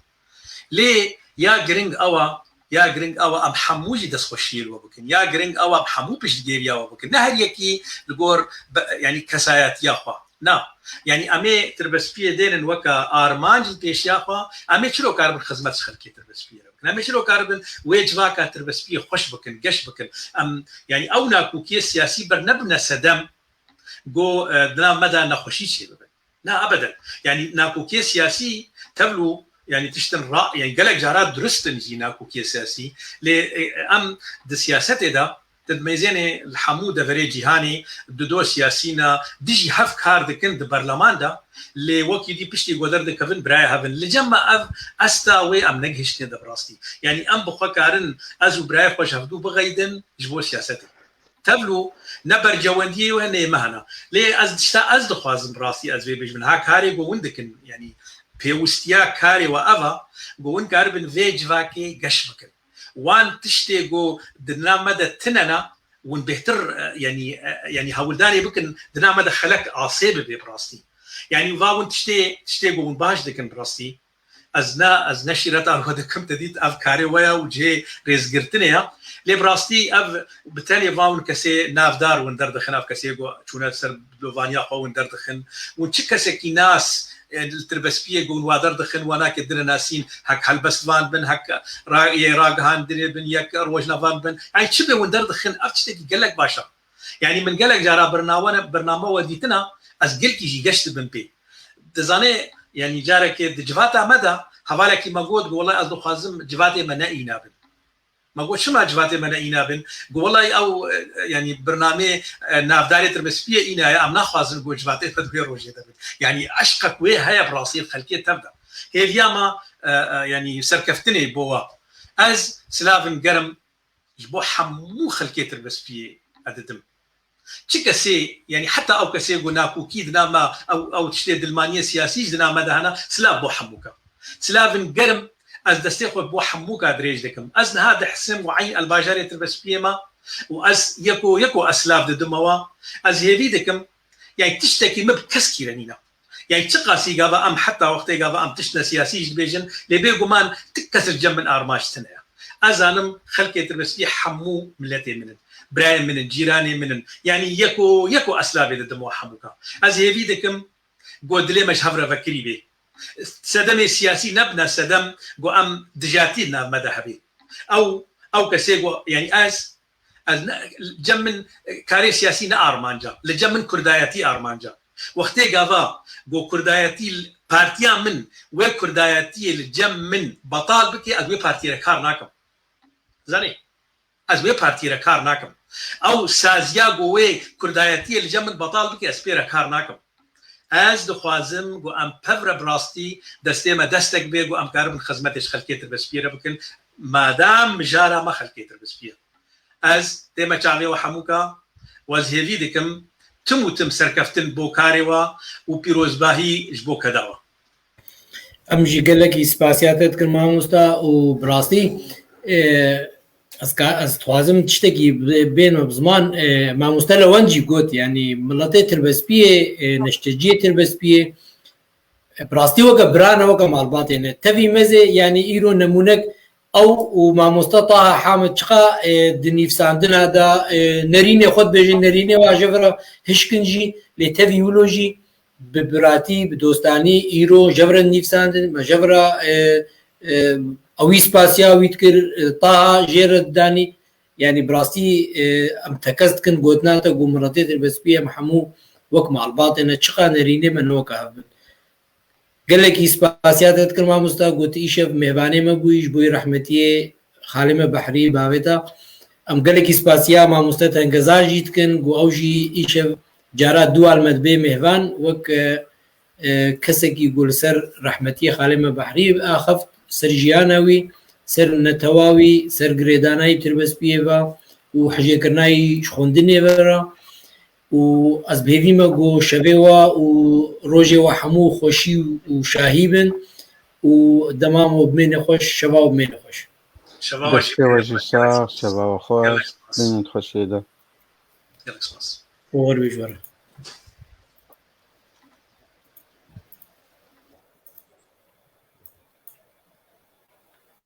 تەماشەوان و شۆپینەرن هێژا داویا بێ بەشێدا ئەم هێویدارن خۆدای مەزن ئاپێ بەحریەیە حەجی شێخ موس و مریەوە هەمیا بە بەهشتا خوان بێز بکێ و ئەم هێویدارن گۆ جهێوانە بەهشتا زێرین بێ تەماشەوان و شۆپینەرن هێژا گوتنەکە باب و باپیرە هەیە دبێ مری هەیە نە خوێندەوانە لێ نەمریە و زندی هەیە زانەیە خوێندەوانە ئەو ساغیتی مریە ڕاستی کەسایەتن هەنا چونە بەردلۆڤانیا خۆدەوان بوون لێ دەولەمەندیە دیرۆکا خۆب دەولەمەندیە هەشمەندیە خۆهینا ساغن و کەسایەتن ساغن لە ژیانێ خۆت بینن دەولەمەند بزانی بوونێ بخۆندنێت ئاسدا بلندا لێ ئەو ساغیتی مرینا تەماشەوان و شۆپینەرن هێژا کەلپیچێکی خانیک چێ نابێ خانیکی گوندێک ئاوا نابێ و گوندێکی تووەڵات ڕزگار نابن دەبێ ئەم دەستێ خۆ بخنە دەستی هەردام کار بن وا ئاواهیە ئاوا بکەن تەنا سەرێ خواز نگارم تشتێکی بکەم ئازاد تەنا سەرێ خۆ نگارێت تشتێکی بکی دەمام گەلێک بنجی گوام حەج هەر نەکن ئەم کینێ بابێژ ناف چاوڕە شیە و زکرە شیە دیسان سەر ناکەون لێبەرە ئەم دوێ چارچۆوەیە هەندێک دەبن بەر ئەو حەژێکردن و دلسۆزی هەبێ پێسەر بکەوێ تەماشەوان و شۆپینەرێن هێژا ئەم لێبورینێ ژۆ دخوازن حیا ئەب دەماگۆ ئەم مەدوو درێژی هەبکرد سەردەستی مەچێت بێت ڕاستی مافێ ماڵباتا مەژیلمە هەیە مافێ تەندروستیە مەژیلمە هەیە مافێ کاری مەژیلمە هەیە ji ber got kar rûmeta mirovege mirovê kar nekê ew mirovkêm rûmeta til ku dê jiyan dike berevê ger got te wê paryana anî xwe ne pîrozbahiya xwedana xwe dibixwe pîrozbahiya jiyanê nîna jiyan ne tenê gotinên qelewin jiyan kar praktîkê de gotkar bê dewlemendiya jiyanê bûye تەماشەوان و شۆپینەرên هێژا di dawiya vê xelekê de ne di dawiya hejêkirinê de wekî her ziman tênim em spasiya va kesayet hatkirin got îrokarî bûn vê programa me ronî bikin bibne mêvan me em di serî de spasiya rojnamevanê Kurd dikin Kurê bajarê Tirabespiyê rojnamevan Lawend Hesên em spasiya wî dikin herwiha em spasiya nişkevîna wî dikin mamosta İslam gokarî bi wî jî beşek xwe başqa bikê û vê programa me bê nişkevînek ji rojnamevan Lawend ra هەروەها ئەم سپاسیە نویسکار و هەلبەستوانێ کورد دکن تەنگەزار مارینی گۆویژی وەک شاهد حالێکی لەسەر کۆچا داوی تەولی جودابوونا تەمەد ناوبەراوادا ببێ وەک شاهد حالێکی ji بۆ ئاپێ نەمر بەحریە حەجی شێخ موس گۆکاری بهینە کورتە ژیاناوی وی دیرۆکاوی دەولەمەند بزمان بینێ ئەم سپاسیاوی دکن هەروەها ئەم سپاسیە بەردەبکێ ماڵباتە نەمر بحری حاجی شێخ موس دکن ئەند زیار رێزان بحری حاجی شێخ موس ئەم هێویدارن گو هەر سەرکەفتی بن تەماشەوان و شۆپینەرێن هێژا تمین گورزێن گولات بڕاستی ونن گو ئەم کارە بن بووەبا ناودارە ئامادە بکن ونن ناودارێن هەری دەولەمەند ونن سەبەتێ زێرین ونن ئەو خەملێ دەولەمەند بەهەوەر بکن شەفیع و ئازاد بێوە نکارن تشتێکی بکن و ئەم تشتێک وام دکن نە پێلەوەندەکە نە پەسەندانەکە و لێ تەنێ ئەمکان بێ هەریەکیش مە خەلەکە گۆمکارێک بن وێرستکێ بداوی بکن دا نەفشێ دپەیمەرا خۆ بمە بیبینێ تەماشەوان و شۆپینەرێن هێژا تمیە زمان تێنم دمالباتێن مە هەر کەسی دە هەبوو دەما گۆ دمالباتێ مەدا وێنە و تابلۆن هەبوون وێنەن هەبوون ئێ باب و باپیرا بوون ئەو کۆفین لەسەرێ وا بوون مەدگۆڤی حەقا کریە وی فلان تشت کریە وی بێلان تشت کریە وی ئەم مێرانی کریە وی ئەف جۆمەردی کریە وی ئەف مێرخاسی کریە وی ئەو وڵات پارێزی کریە وی ئەف کەدا پیرۆز کریە وی ئەف جافیدایی کریە دەبێ ئیرۆ ئەمژی بکن دا ئەم کار بن دلێ نەفشی خۆدە ژیان بکن نەتەنێ ئەم زمان بێژن دەبێ ئەم کار بکن دەبێ ئەم خەبات بکن زێ نمونەکە بێنم ئەزێ بلێبوورینێ ئازاد خوازم ئەزێ بچکیش خاڵێ دەرکەبە مژرێ وەک سیاسەتێ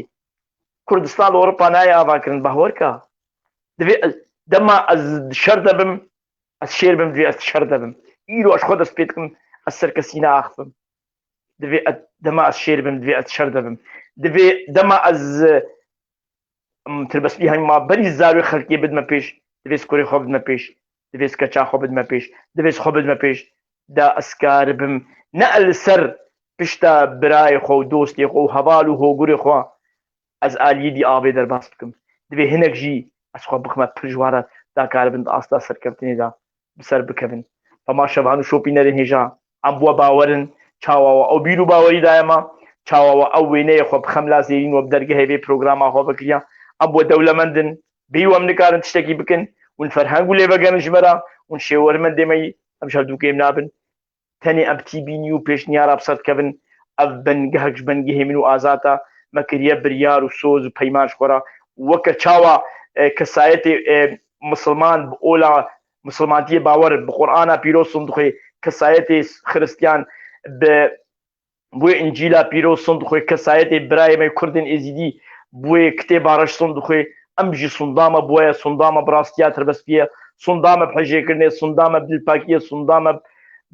بدلپاکی و حەژێکردنی دلسۆزیە و ناکۆکی و زکرەشی و چاڕەشی ئەو مەبسەدی ساڵام و ئازاد مەلپەر خۆشتنە بەرگۆ ئەز و ئازاد ئەم کەسایەتن سەر بخۆنە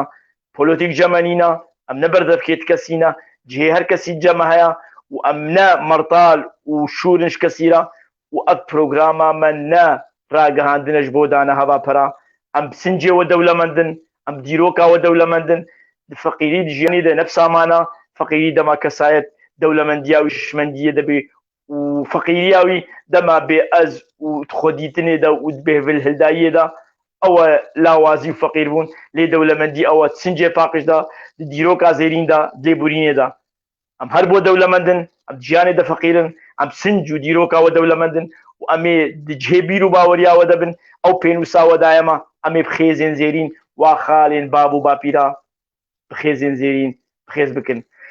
تەماشەبان و شۆپینەرن هێژادە داویا vê xelekê de nedizawiya hejêkirine de azad bikene bêriyakirinê tekî de demaz vê got nedibêjim demaz vê got nedibêjim dizanî xelek dawî te dikenî ez zanim tu çiqa westayê te dixwast nihate te de xewnên xweş dî tu hîvîdarim tu temaşevana tu bî xewnê û xweş bin dawiya vê heftiyê de ez hîvîdarim xudayê mezin